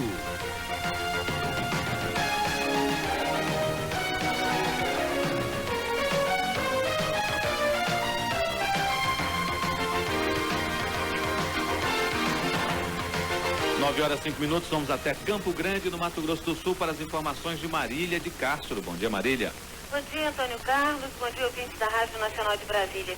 Antônio Carlos, o estado de Mato Grosso do Sul está fora da rota de terremotos, uma vez que a semana passada, em Mato Grosso, que é o estado dividido com Mato Grosso do Sul, houve algum tremor de terra.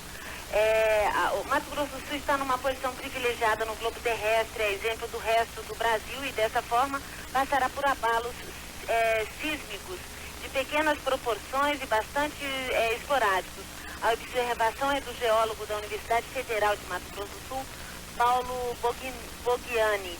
Ele observa que o tremor de terra ocorrido na terça-feira em 5 municípios do estado de Mato Grosso é considerado fraco, já que apenas os abalos acima de 7 graus da escala Richter são consideradas destrutivas. Ele explicou que a crosta terrestre é dividida em grandes placas tectônicas, como se fosse uma bola de capotão, onde cada pedaço de couro representaria uma placa tectônica. Elas estão em grande mobilidade. Por exemplo, a placa que contém a América do Sul está se separando da África com uma velocidade média de 1 centímetro por ano. São nas extremidades das placas que ocorrem os esforços e a liberação de energia na forma de terremotos. Porém, o território brasileiro encontra-se no interior de uma placa tectônica longe de seus limites. Está com você, Antônio Carlos.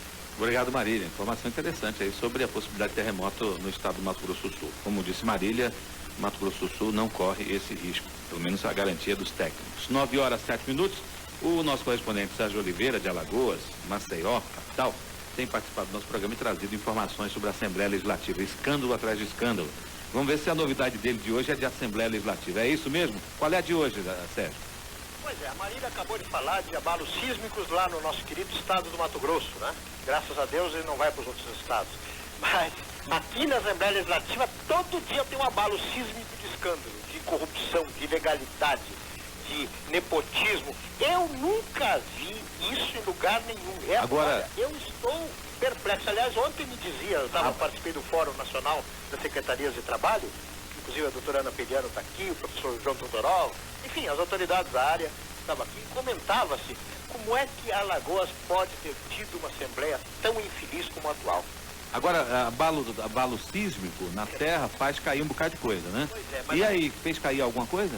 Cai no bolso dos caras, né? No bolso cai. Você não tem uma noção, descobriram agora, nós demos no início da semana, que 33 ex-deputados ganham pensões vitalícias e imunidade parlamentar vitalícia. Agora descobriram que um vereador daqui, Arthur Lira, que por sinal é filho do deputado federal Benedito Lira, é funcionário da Assembleia Legislativa em alto cargo desde quando tinha 15 anos de idade. Ele simplesmente entrou para a Assembleia Legislativa aos 15 anos de idade. É um menino pródigo. Sim, num nível considerado, até está aqui a matrícula, está no jornal de hoje, matrícula 57479, símbolo SAE1, um tipo de emprego reservado a ex-deputados que perdem mandato. Ou seja, ele aos 15 anos entrou num emprego na Assembleia Legislativa como num cargo de ex-deputado. É vereador aqui, filho de deputado federal, porque isso é uma grande família de nepotismo e de vantagens, né? Aí o governo federal começa a bloquear e diz, não manda o dinheiro. É por isso que não manda. Porque o dinheiro todo vai para esse tipo de serviço em Alagoas. Quer dizer, se não tem dinheiro para fazer, nós estamos aqui para você ter a noção, e nós já demos isso na Revista Nacional e na programação da Nacional, e ontem conversávamos com a doutora Ana Peliano, com um índice de mortalidade infantil de 83 crianças por cada 1000 nascidas, o mais alto índice do país. Enquanto na Assembleia Legislativa tem esse tipo de comportamento. Evidente que não pode ter dinheiro para atender criança que está morrendo e nascendo morta, com fome, na miséria, porque o dinheiro vai para esse tipo de comportamento na Assembleia Legislativa. Ou seja, não há. Aliás, só para encerrar nossa participação, Antônio Carlos e ouvintes do Revista Nacional de todo o Brasil, um deputado estadual está pedindo intervenção federal na Assembleia. Um deputado estadual, João Caldas, disse o seguinte: essa é a pior casa legislativa não só do Brasil, mas da história do Brasil. E pede intervenção, ele mesmo pedindo intervenção federal dentro da Assembleia Legislativa. Vamos ver a ponto que chegou aqui. Então, é um negócio que é triste de dizer, mas nós temos que dizer para ver se isso acaba um dia, né? Não só aqui, mas que não se repita em outros pontos do país. É isso aí que nós temos aqui. Ok, Sérgio. Obrigado e bom dia. Agora 9h10, o escândalo da Assembleia lá de Alagoas, em Maceió, e realmente é um caso escabroso, né? Enquanto muita gente passando fome, alguns estão enchendo os bolsos. E vamos continuar falando de Assembleia, só que desta vez a Assembleia de Natal, no Rio Grande do Norte. As informações, os detalhes da notícia com Carlos Barbosa. Bom dia, Carlos. Bom dia, Antônio Carlos. Bom dia, ouvintes da Revista Nacional. Bom, Antônio Carlos, ao contrário do que ocorre em Alagoas, aqui no Rio Grande do Norte, realmente a Assembleia Legislativa está tentando moralizar a coisa, né? A Assembleia quer anistia das multas. O diretor do Detran foi convocado para debate na próxima quinta-feira com relação às 7.000 multas que foram comunicadas aos motoristas em apenas 3 meses. Essas multas são irregulares? Olha, a maioria delas, inclusive, está sendo questionada porque, inclusive, a duplicidade de multas, viu, Antônio Carlos? E com relação também ao ano passado, né? Ou seja, pelo novo Código de Trânsito, após 30 dias, o Detran não pode mais cobrar a multa se o prazo já tiver vencido, né? Inclusive, no Código antigo era após 60 dias. Só o Detran que não concorda com isso, né? Exatamente. Então, o anúncio do parcelamento, o diretor do Detran aqui, Lindolfo Salles, anunciou esta semana o anúncio do parcelamento dessas multas, na tentativa de amenizar a revolta dos motoristas, né? Mas os deputados, inclusive os deputados governistas e de oposição, pretendem apresentar um projeto de lei conjunto propondo a anistia das multas aplicadas através, principalmente, dos equipamentos eletrônicos, ou seja, as lombadas eletrônicas, que eu não sei se existe aí em Brasília, mas aqui virou moda, né? As lombadas eletrônicas. Então, o deputado Leonardo Arruda, do PDT, acha que as multas podem ser transformadas em advertência, como diz o próprio Código Nacional de Trânsito, dependendo do caráter da multa. Se for uma multa não considerada grave, ela pode ser transformada apenas em advertência. Pois é. Já o deputado Ronaldo Soares, do PPB, que inclusive dá apoio ao governo do Estado, critica a ineficiência do Detran, e o deputado Pedro Melo, do PSDB, afirmou que a confusão demonstra a falta de comando do governo. Portanto, ao contrário do que eu afirmei no início, a Assembleia Legislativa aqui do Rio Grande do Norte está tentando moralizar a coisa, né? E esse é um dos destaques hoje da imprensa local. Ok, Carlos, obrigado pelas informações. E aqui em Brasília realmente também tem esse sistema, lombada eletrônica, o meio eletrônico de fiscalizar a velocidade dos veículos. Obrigado pelas informações e um bom dia para você.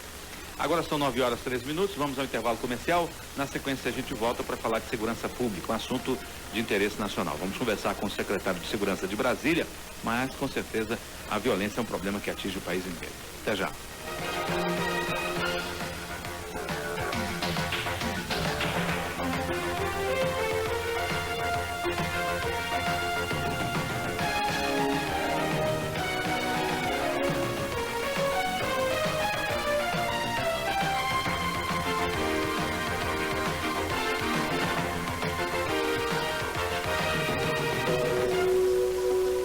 Cestas de alimentos da Conab.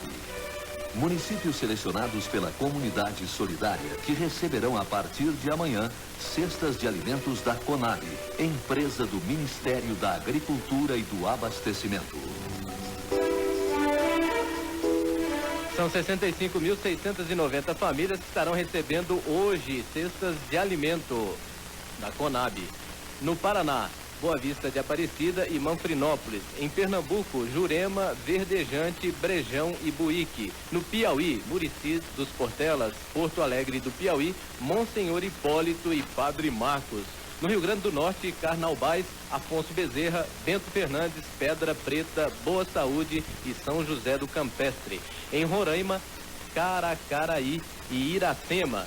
No estado de São Paulo, Parapuã, Piquerobi, Rosana, Tejupã, Itapirapuã Paulista, Porangaba, São Miguel do Arcanjo. Ainda no estado de São Paulo, Torres de Pedra, Juquitiba, Miracatu e Pedro de Toledo. Em Sergipe, Canindé de São Francisco, Pacatuba, Pirambu, Santa Luzia do Itanhi e Areia Branca. Esses municípios foram selecionados pela Comunidade Solidária. Participe das ações do governo federal em sua cidade.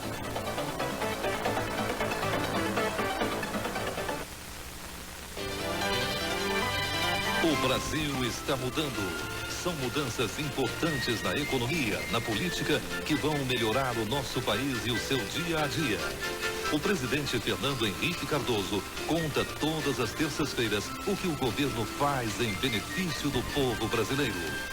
Palavra do presidente, sempre às terças-feiras, às 6 da manhã. Rede de emissoras, Rádio Brás.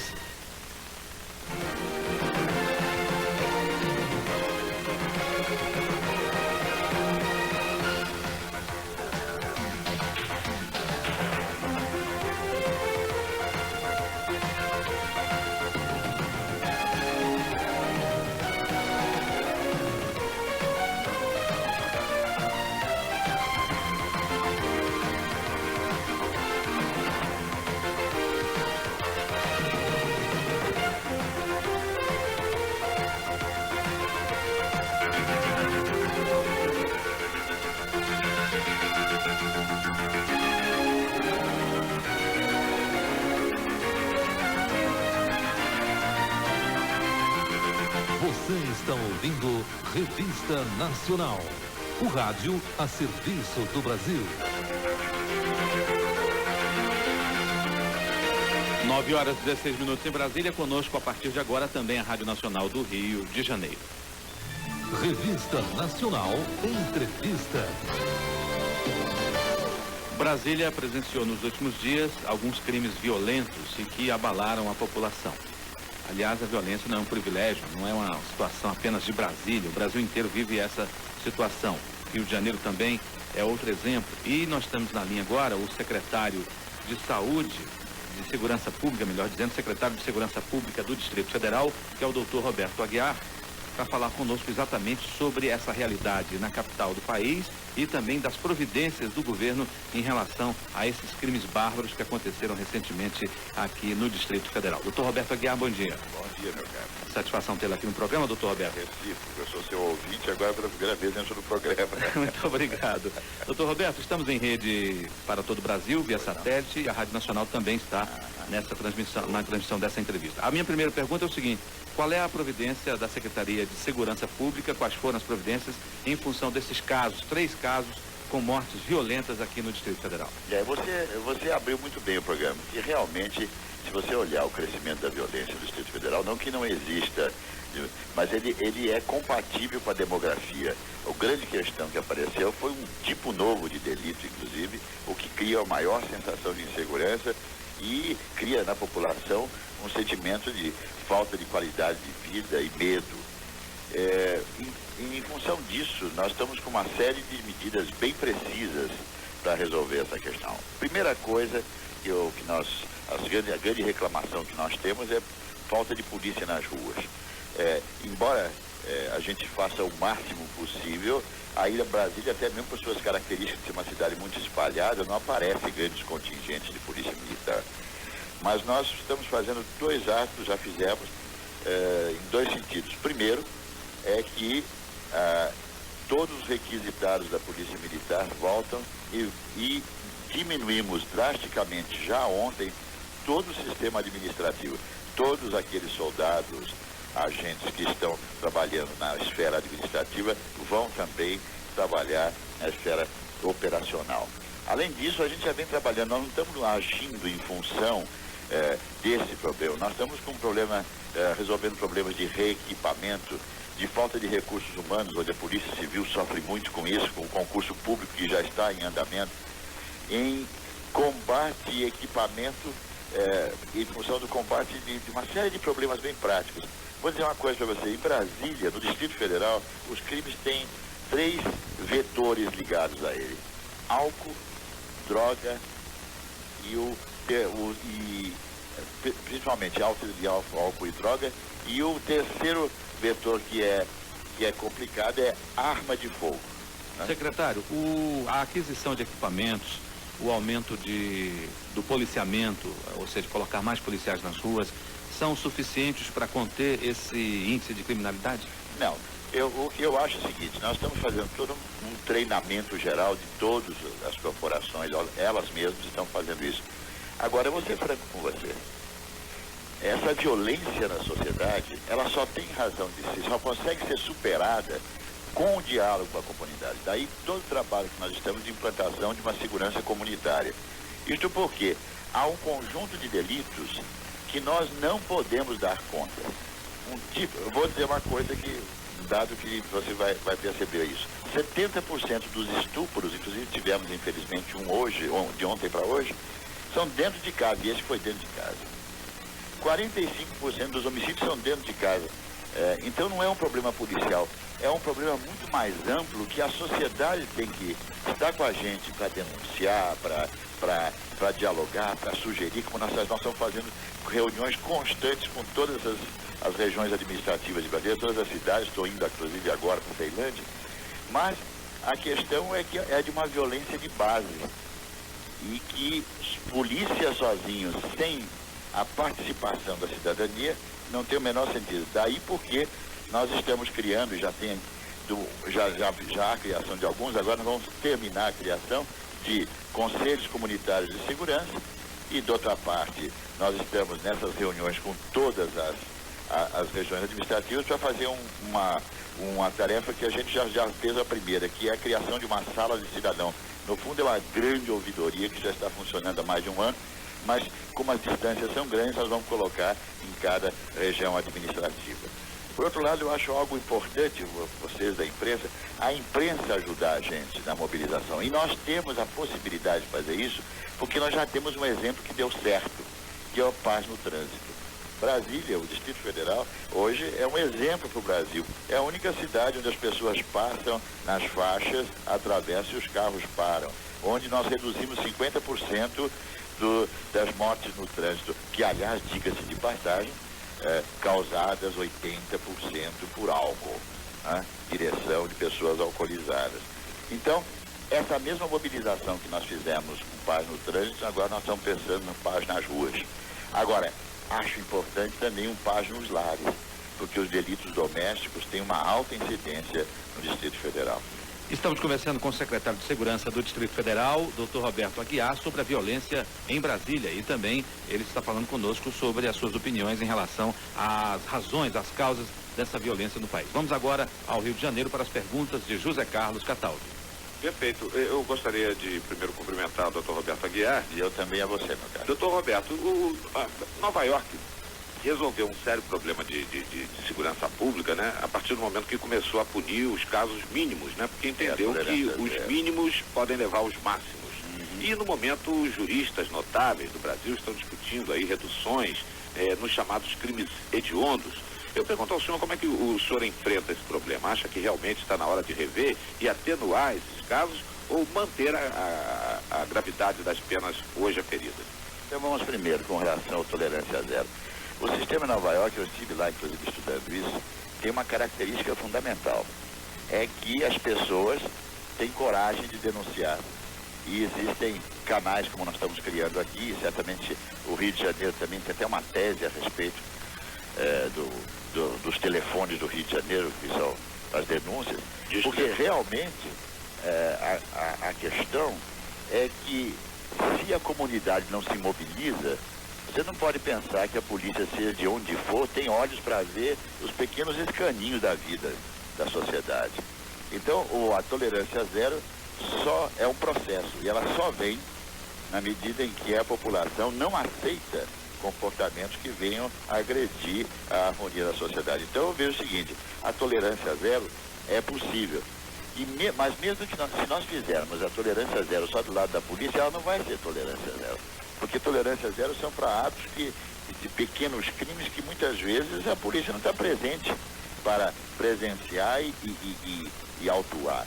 Então é preciso a participação da comunidade. Por outro lado, essa questão dos crimes hediondos, eu tenho a impressão o seguinte, meu caro, nós temos uma série de problemas. O problema é muito mais grave. O problema é o seguinte, no fundo, depois da Constituição de 88, e nisso eu sou um velho lutador por direitos humanos, então isso eu posso dizer que eu estava junto por lá, mas não se definiu o que é ato de polícia. Então os policiais cada vez mais não sabem muito bem o que fazer. Por quê? Porque o ato policial está sendo definido pela negativa. Então é o que o Ministério Público acha que não pode fazer, o que o juiz acha que não pode fazer. Então nós estamos hoje num momento de transição, ou de anomia, ou de falta de lei, em que o ato policial não está definido e muitas vezes isso paralisa a ação policial. O camarada fica pensando, mas fazer isso é legal ou não é legal?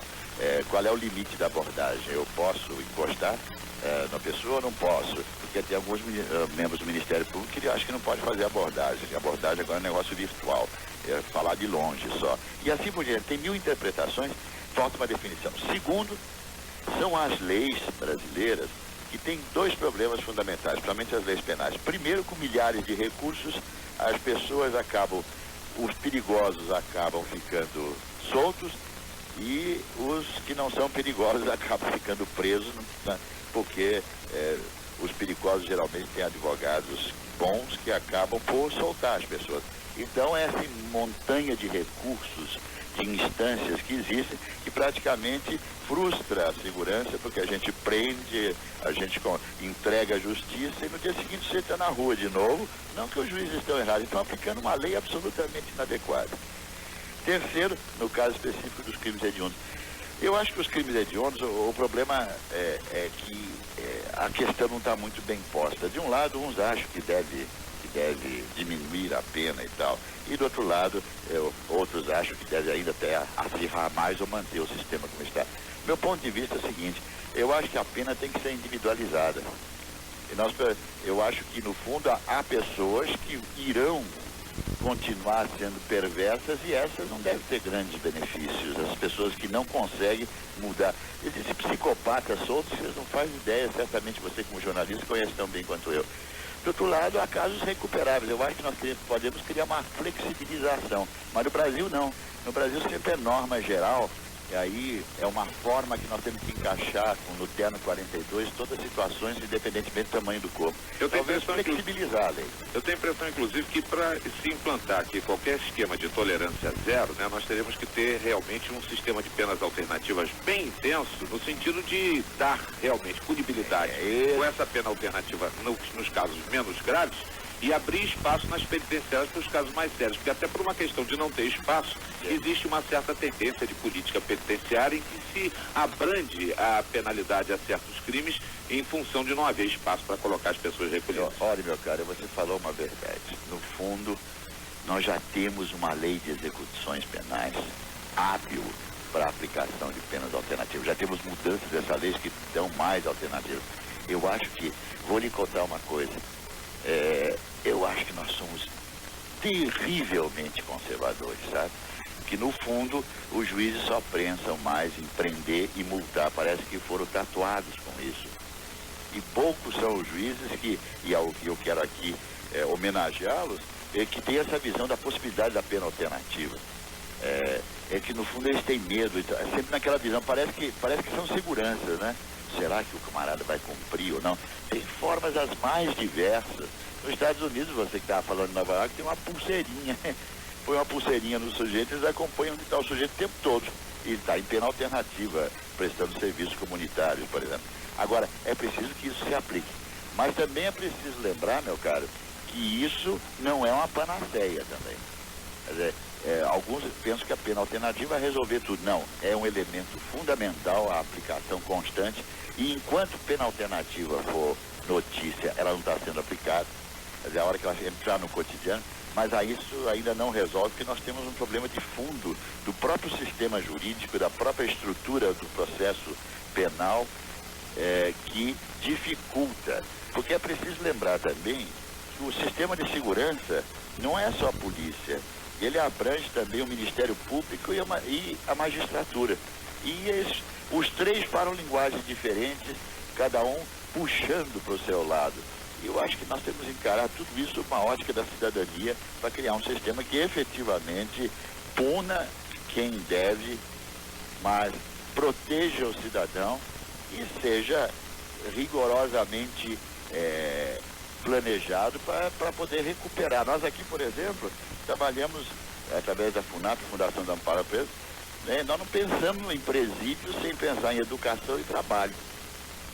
Não há alternativa. Inclusive, hoje nós temos mais empregos oferecidos aos presos do Distrito Federal do que presos em regime de semi-liberdade que tenham condições disso. Isto é, nós temos que ressocializar, porque eu sou franco em dizer, nesse ponto todo mundo sabe, eu sou um cara meio libertário nesse aspecto. Eu acho que a prisão em si é uma das coisas mais perversas, uma das penas mais perversas que apareceram na história. Nós estamos conversando com o Dr. Roberto Aguiar, secretário de Segurança do Distrito Federal, e vamos voltar a Brasília, comando da rede, com Antônio Carlos Silva. E para finalizar nossa entrevista, secretário Roberto Aguiar, a pergunta do Carlos Toledo, que está aqui nos estúdios. Secretário, bom dia. Bom dia, meu caro. Pois não, secretário, eu gostaria de saber do senhor o seguinte, acredita que, no caso, esses crimes acontecidos recentemente aqui em Brasília tenha sido o alerta máximo que a polícia teve, no caso, a Secretaria de Segurança teve, para poder agir? Porque desde o ano passado, inclusive num programa local nosso aqui, nós alertávamos sobre o maior problema do Distrito Federal, que era a violência. O senhor acredita que a população, ela não cobrava o suficiente, ela não se manifesta o suficiente para poder exigir da polícia um trabalho melhor, mais eficiência para poder coibir tantos crimes na cidade? Não é esse o sentido que eu estava dizendo. O que eu estou dizendo a vocês é que a resolução dos problemas fundamentais tem que ser feito o sistema de segurança mais a cidadania. Por outro lado, meu cara, eu tenho a impressão que o trabalho de segurança tem assim um certo cheiro de departamento de águas e esgotos. Nós temos que trabalhar numa série de pontos que praticamente não aparecem. Veja, por exemplo, nós pegamos uma polícia militar sem carros praticamente, então tivemos que comprar os carros.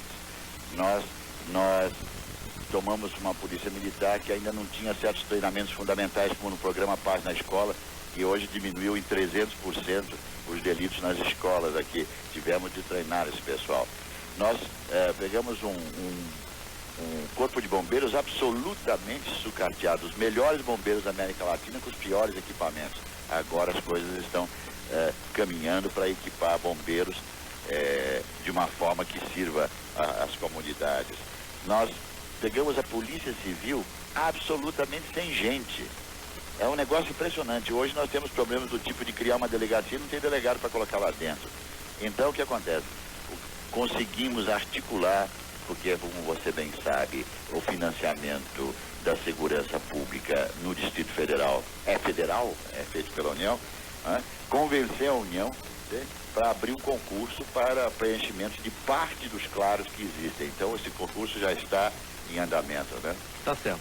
Secretário, queremos agradecer aqui do Revista Nacional, Brasília, Rio e as 500 emissoras que retransmitem o programa, a sua aquiescência em vir aqui conversar conosco sobre esse problema da violência em Brasília e também refletir sobre a violência no país. Muito obrigado e um bom dia. Estou sempre à disposição de vocês. Muito obrigado, secretário. Um abraço. Conversamos com o secretário Roberto Aguiar, secretário de Segurança Pública do Distrito Federal. Cataldi, um abraço para você, até amanhã. Um abraço, Antônio Carlos. Na sequência do Revista Nacional, quando são 9h33, temos na linha aí mais correspondentes nossos espalhados pelo país inteiro. Vamos até São Luís, no Maranhão, para as informações de Silva Diniz. Silva, com você, bom dia. Bom dia, Antônio Carlos Silva, bom dia, Carlos Toledo, ouvintes do Revista Nacional. Aqui em São Luís, as relíquias de Santa Terezinha, a Santa Francesa, chegaram no início da noite de ontem a São Luís. Vieram em carreata procedente da cidade de Coroatá, aqui no Maranhão. O encontro da Santa com os fiéis ocorreu no bairro do Tirirical, na entrada da cidade. Em seguida, foi celebrada no ginásio Castelinho a missa de abertura da visita. A missa rezada foi pelo arcebispo de São Luís, Dom Paulo Pontes. Contou com a presença de mais de 2.000 pessoas. As homenagens à santa prosseguem hoje na Igreja Santa Terezinha, para onde as relíquias foram levadas após a missa. As relíquias estão no Brasil desde 14 de dezembro e já percorreram mais de 90 dioceses. Fica em São Luís até o próximo domingo a imagem de Santa Terezinha. E falando em política, Antônio Carlos, você sabe que arrependimento às vezes leva a pessoa à salvação, não é?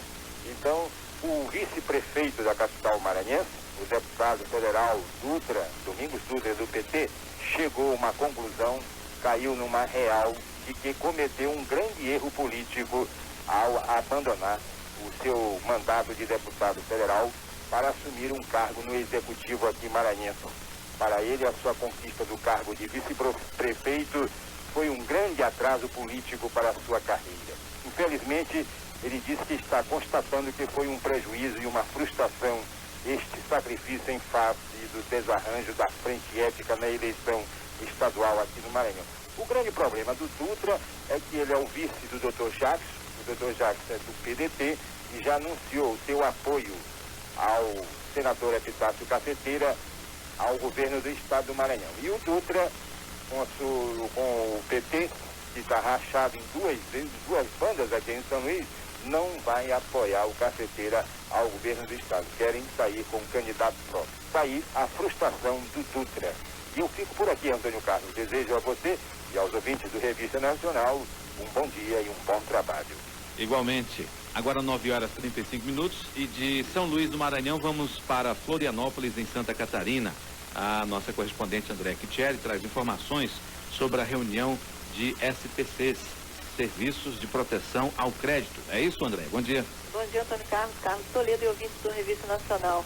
O anúncio do presidente da Caixa Econômica Federal, Sérgio Cutolo, de colocar o nome dos mutuários do Sistema Financeiro de Habitação que atrasarem a prestação da casa própria no Serviço de Proteção ao Crédito está gerando polêmicas aqui em Santa Catarina, Antônio Carlos. O presidente da Confederação Nacional dos Dirigentes Lojistas, o Carlos Stipe, disse que existe um regulamento interno proibindo os SPCs de todo o país de receberem registros de inadimplentes do Sistema Financeiro de Habitação. Inclusive, na próxima segunda-feira, o Conselho de Representantes dos SPCs do Brasil vão se reunir em São Paulo para discutir essa questão. A tendência, segundo Stipe, é que as regras continuem as mesmas. Durante a reunião de segunda-feira, vão ser analisadas algumas propostas específicas para atender os sistemas financeiros sem que os inadimplentes façam parte do cadastro geral do SPC. A preocupação, disse Stipe, é que sejam criados problemas sociais com a perda de crédito aí dos mutuários inadimplentes. E uma outra notícia, rapidamente, é que o dinheiro do 13º dos funcionários públicos que recebem mais de R$500 finalmente deve sair, graças à venda de ações da Casan, que é a Companhia de Água e Saneamento. 3 grupos se candidataram à compra e o preço mínimo oferecido foi de R$70 milhões, suficiente para o governo aqui de Santa Catarina depositar o 13º salário de funcionários, que já está aí com 3 meses de atraso, Antônio Carlos. Natal está chegando meio atrasado para esse pessoal por aqui. É verdade. Obrigado, André. Dá um abraço. Outro, 9h37. A gente continua ouvindo os correspondentes. Vamos até Porto Alegre, no Rio Grande do Sul, ao lado ali de Santa Catarina, pertinho. E vamos conversar com o Capa Verde, nosso correspondente, trazendo informações sobre o médico que foi suspenso por ter realizado um parto. O que houve de tão diferente, de tão irregular nesse parto que levou o médico a ser suspenso? Capa Verde, bom dia.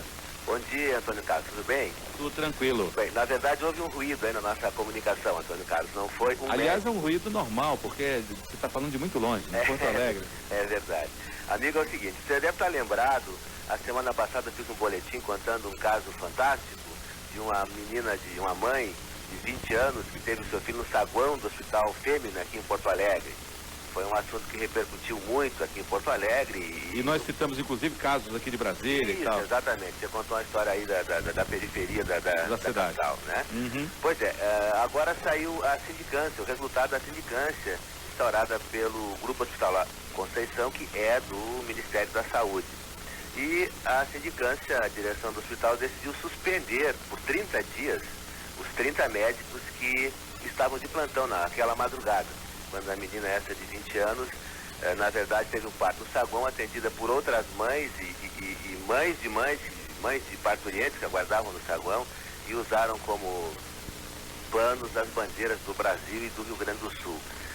Pois os 3 médicos acabaram sendo suspensos, eles esperavam ser até demitidos e, em consideração aos 10.000 partos que eles já fizeram nesse período de trabalho no Grupo Hospitalar Conceição, eles foram apenas suspensos por 30 dias.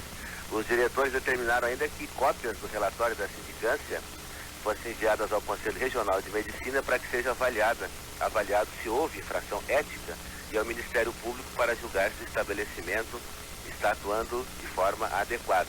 Além disso, o diretor técnico do Grupo Hospitalar Conceição vai acompanhar por 30 dias agora a administração do Fêmina de perto para revisar a estrutura de funcionamento e estudar alternativas que evitem novas situações desse tipo, que certamente ainda vão continuar ocorrendo por esse Brasil afora, né, Antônio Carlos? Mas o que nós pudermos, certamente faremos, e o governo certamente está antenado aí para resolver essa situação que é dramática para as populações carentes do nosso país. Era isso daqui, meu amigo. Obrigado, um abraço, bom trabalho, Capa Verde. Agora faltam 20 minutos para as 10 horas, a gente está lotado de informações de correspondentes, vamos ver se a gente consegue colocá-los todos para os nossos ouvintes. Vamos até São Paulo? Não, São Paulo não, vamos a Recife primeiro. Rosa Maria traz informações sobre o caso de dengue, que, aliás, o número de casos aumentou lá em Recife, infelizmente. Rosa Maria, bom dia. Bom dia, Antônio Carlos, bom dia aos ouvintes do Revista Nacional. Realmente, lamentavelmente, o crescimento da dengue em Pernambuco é uma realidade. Conforme o boletim da Secretaria de Saúde, divulgado ontem à tarde, em apenas uma semana foram confirmados mais 183 casos da dengue clássica em Pernambuco. Na semana passada, o boletim registrava 661 pessoas em 2.823 notificadas. Agora, já são 844 casos confirmados em todo o estado.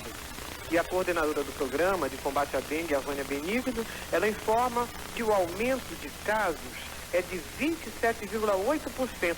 E a Secretaria de Saúde, muito preocupada, vai dar início a uma campanha entre 30 de março e 3 de abril. E dentro desta semana já estão programadas arrastões de limpeza, palestras de médicos nos grandes hospitais, discussões nas escolas públicas e particulares sobre a importância da limpeza de lugares propícios à reprodução do vetor, porque isso é da competência da própria sociedade. A Semana de Combate à Dengue vai envolver vários órgãos estaduais, municipais, inclusive a Secretaria de Educação de Pernambuco e as prefeituras dos municípios que têm maior incidência da doença, como, por exemplo, Recife, Olinda e Jaboatão. São 3 municípios com grande incidência da dengue clássica.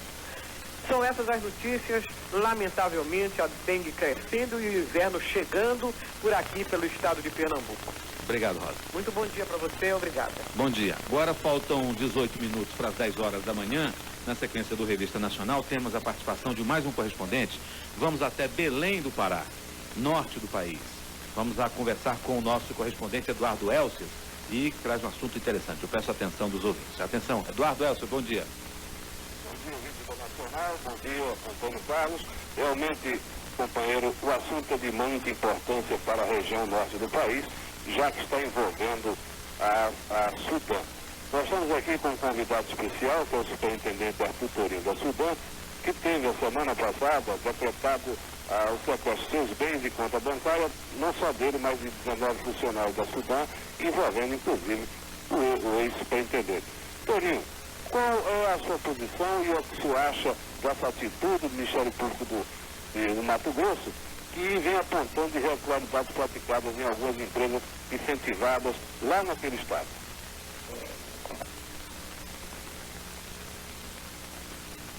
Realmente estamos com um problema na ligação. Elcio, tenta novo contato, por favor, Elcio. Alô, Eduardo. Realmente está difícil o contato com o Eduardo Elcio, problemas na ligação. Vamos agora, então, enquanto a gente tenta refazer o contato com o Eduardo Elcio, infelizmente não foi possível, vamos ver se amanhã a gente consegue a participação dele com esse assunto. Vamos, então, até São Paulo.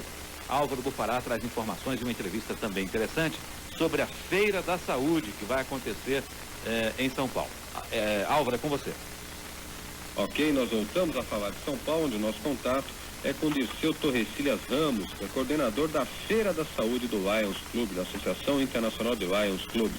Bom dia, Dirceu. Bom dia a todos os ouvintes.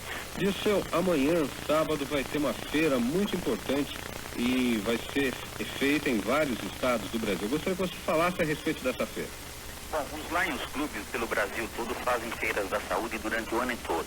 E como é tradicional, nós escolhemos um dia do ano e fazemos uma grandiosa em todo o Brasil no mesmo dia. E esta é a 15ª Feira da Saúde, que serão realizadas em todos os estados do Brasil. E a nossa aqui em São Paulo será na Praça da Liberdade, onde nós vamos fazer banco de sangue, de doação de órgãos, detecção de diabetes, medida de pressão, acuidade visual, orientação acerca de drogas, AIDS, dengue e cólera, prevenção, profilaxia, diagnósticos de câncer da boca, próstata e mama, distribuição de preservativos, orientação sobre preservação do meio ambiente, o programa Agita São Paulo para exercício e saúde, Reage São Paulo contra a violência, o programa Sight First, que é a visão em primeiro lugar, com a possibilidade depois de uma operação de catarata para quem precisa, audição e logopedia, artrose, tudo isso gratuito na Praça da Liberdade. Aliás, eu gostaria de salientar que aqui em São Paulo sempre se fazia na Praça da Sé, mas devido a esses problemas que nós tivemos com a Praça da Sé, passamos para a Praça da Liberdade. Isso é uma questão importante. Quais outros estados aí, se você puder nos informar, a respeito de quais outros estados estão participando disso? Praticamente todos os estados do Brasil, porque nós somos 29 distritos de Lions pelo Brasil todo, né? E eu não recebi exatamente os locais, mas eu tenho certeza que em Salvador será feita a Feira da Saúde, no Rio Grande do Sul, em várias cidades serão feitas as Feiras da Saúde. E eu estou esperando chegar os locais, mas com certeza em todos os estados nós teremos Feira da Saúde. Então quer dizer que os ouvintes em todo o Brasil que estamos ouvindo agora, amanhã, sábado, é só procurar aí na sua cidade, onde vai ter a Feira da Saúde do Lions. A melhor opção então é procurar o Lions regional aí para se informar melhor, não é isso? Exatamente, os Lions de cada cidade, de cada bairro podem informar onde serão realizadas as Feiras da Saúde. Tem alguma previsão de demanda para essa feira? Olha, de ano para ano nós estamos crescendo, nós temos a colaboração também de um grandioso show com vários artistas e a previsão nossa é de 30 mil pessoas que serão atendidas. Nós teremos 7 mil preservativos para distribuir, nós estamos preparados com cartazes informativos, com material para fazer pelo menos 1.500 testes de diabetes, exame de visão, nós estamos preparados para fazer mais de 3 mil. E somando tudo isso, acreditamos que vamos atender aproximadamente 30 mil pessoas na Praça da Liberdade. Ok, só para a gente reafirmar, o Lions Clubes promove nesse sábado em todo o Brasil as 14ª, ou melhor, 15ª, né? 15ª Feira da Saúde. E você em todo o Brasil, que você precisa de algum tipo de atendimento médico, quer checar diabetes, pressão e outros serviços aí na área de saúde e uma série de outras coisas, é só procurar o Lions Clube da sua cidade, é isso, Dirceu? Exatamente. Ok, então eu queria agradecer a entrevista de Dirceu Torrecilhas Ramos, que é coordenador da Feira da Saúde aqui de São Paulo. Mas você em todo o Brasil é só procurar o Lions para encontrar aí onde vai ser a Feira da Saúde mais próxima. Obrigado, Dirceu, um bom dia. Bom dia a todos nós que agradecemos. Voltamos aos estúdios da Nacional em Brasília. Agora faltam 12 minutos para as 10 horas da manhã, no Revista Nacional, aqui pela Rádio Nacional de Brasília AM. Nós vamos ao intervalo comercial rapidamente, daqui a pouco a gente volta com notícias de esportes. E o Kleber Beltrão, comandante da equipe, vai dar informações aos nossos ouvintes e explicar que história é essa do Zagallo dizer que não quer levar freiras para a Copa do Mundo. Não entendi. Daqui a pouquinho.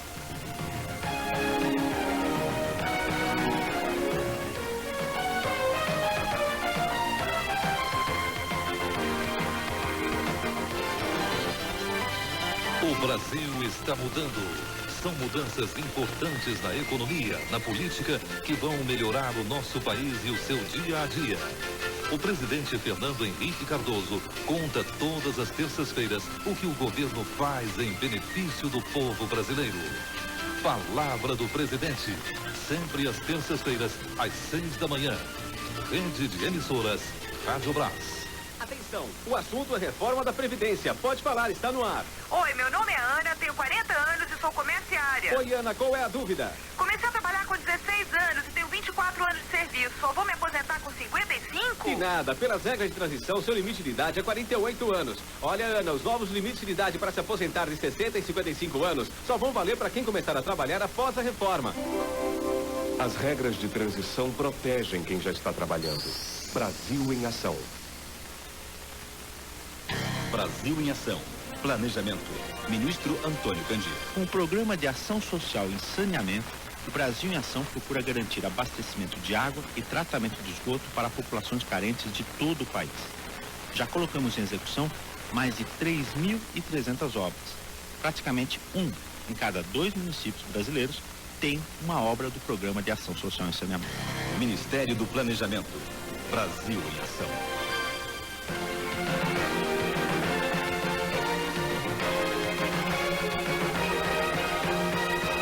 Estamos apresentando Revista Nacional, o rádio a serviço do Brasil.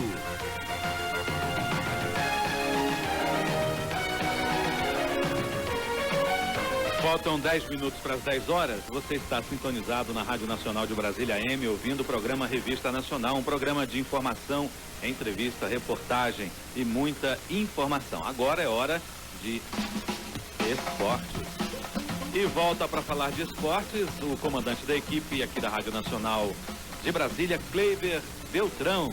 E eu pergunto ao Kleiber, que história é essa do técnico da seleção brasileira, Zagallo, ir à imprensa e dizer que não pretende, não quer levar freiras para a Copa do Mundo?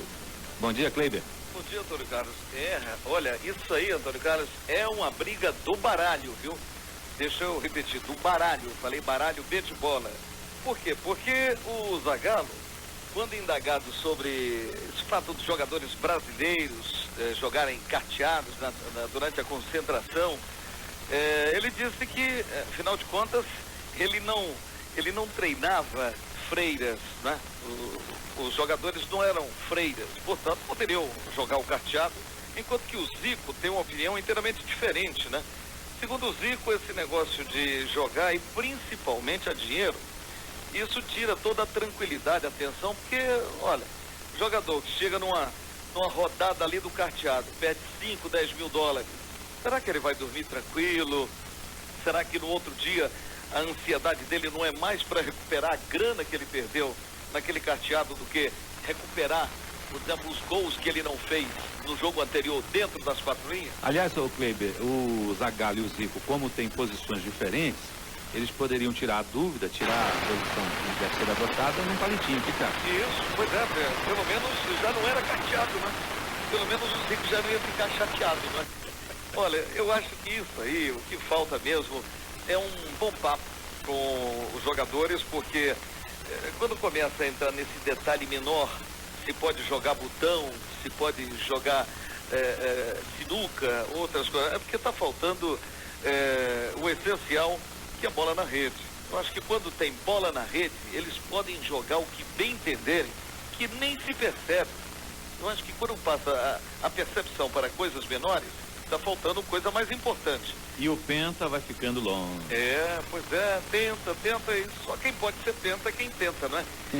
Mas o técnico Joel Santana ele tem umas tiradas, Antônio Carlos. Ele foi o cara que foi campeão por todos os grandes clubes cariocas, no Flamengo, no Fluminense, no Vasco, no Botafogo. Ele também já treinou, além desses grandes clubes, o Bahia, o Corinthians, o El Hilal, enfim, o Botafogo também. E ele foi dispensado pelo Flamengo, inclusive com essa mesma diretoria, há pouco menos de 2 anos, em 96, né? Então, voltando ontem, se reapresentando, aí o repórter perguntou: mas Joel, você foi enxovalhado aí por essa diretoria e está voltando aí na maior amizade, etc. Ele disse: não, futebol é como casamento. Você se apaixona, namora, casa e no fim se separa, quase sempre com briga. Então, foi a justificativa dele para voltar. Como também existe reatamento, então ele reatou com a diretoria do Flamengo e espera tirar o Flamengo dessa crise, né? Que o Flamengo, com tantos jogadores que contratou no início do ano, já defenestrou Palhinha já foi sacado do time, já quer devolver também o Cleison, enfim, acho que vai sobrar pouca gente daquela Seleflá do início. O Rodrigo voltou, ainda não no melhor, porque passou esse tempo todo parado. Pode ser que o Rodrigo seja bem aproveitado na equipe do Flamengo. E o Flamengo pega exatamente o Botafogo, que foi o último time pelo qual o técnico Joel Santana foi campeão no ano passado, no ano de 97. Mas hoje, pelo Campeonato Sul-Americano de Futebol Feminino, o Brasil tem uma semifinal diante do Equador, 19h10, no Estádio Mundialista em Mar del Plata. E se o Brasil ganhar hoje, ele vai esperar exatamente o vencedor de Argentina e Equador, Argentina e Peru, para ver com quem ele vai disputar a final. A final pode dar Brasil e Argentina no futebol sul-americano feminino. Já pensou, será que o pau quebra também no feminino, Antônio Carlos? Porque o Brasil... Eu acho que sim, viu, Cleide? A rivalidade, pelo menos no masculino, toda vez sai fogo. Já pensou essa menina? Eu vou até assistir e torcer para que dê Brasil e Argentina na final. O Brasil, aliás, vem com a melhor campanha, jogou 4 vezes, venceu todas, tem a artilheira, que é a Kátia Silene, com 11 gols, tem a goleira menos vazada, que é a Marfilha. Enfim, tem tudo para o Brasil chegar à final. Falando ainda de sucesso brasileiro, o trio matador brasileiro está levando o Barcelona a colecionar vitórias e glórias no ano em que o Barça quer ser campeão do espanhol do seu centenário. Saiu o Ronaldinho, entraram o Sony Anderson e Rivaldo, se juntaram o Giovani e os três estão levando o time catalão a grandes vitórias e o objetivo maior é a conquista do campeonato no ano do seu centenário. Mas o Vasco ontem eliminou o Vila Nova na Copa do Brasil, empatando em 0-0. Podia até perder com um gol de diferença, ainda daria Vasco. Empatou 0-0 e aí já passa para a fase seguinte. E o Edmundo, ouviu os conselhos do Zagallo, disse, olha, jogador que não cumpre a cartilha não joga na minha seleção. E o Edmundo volta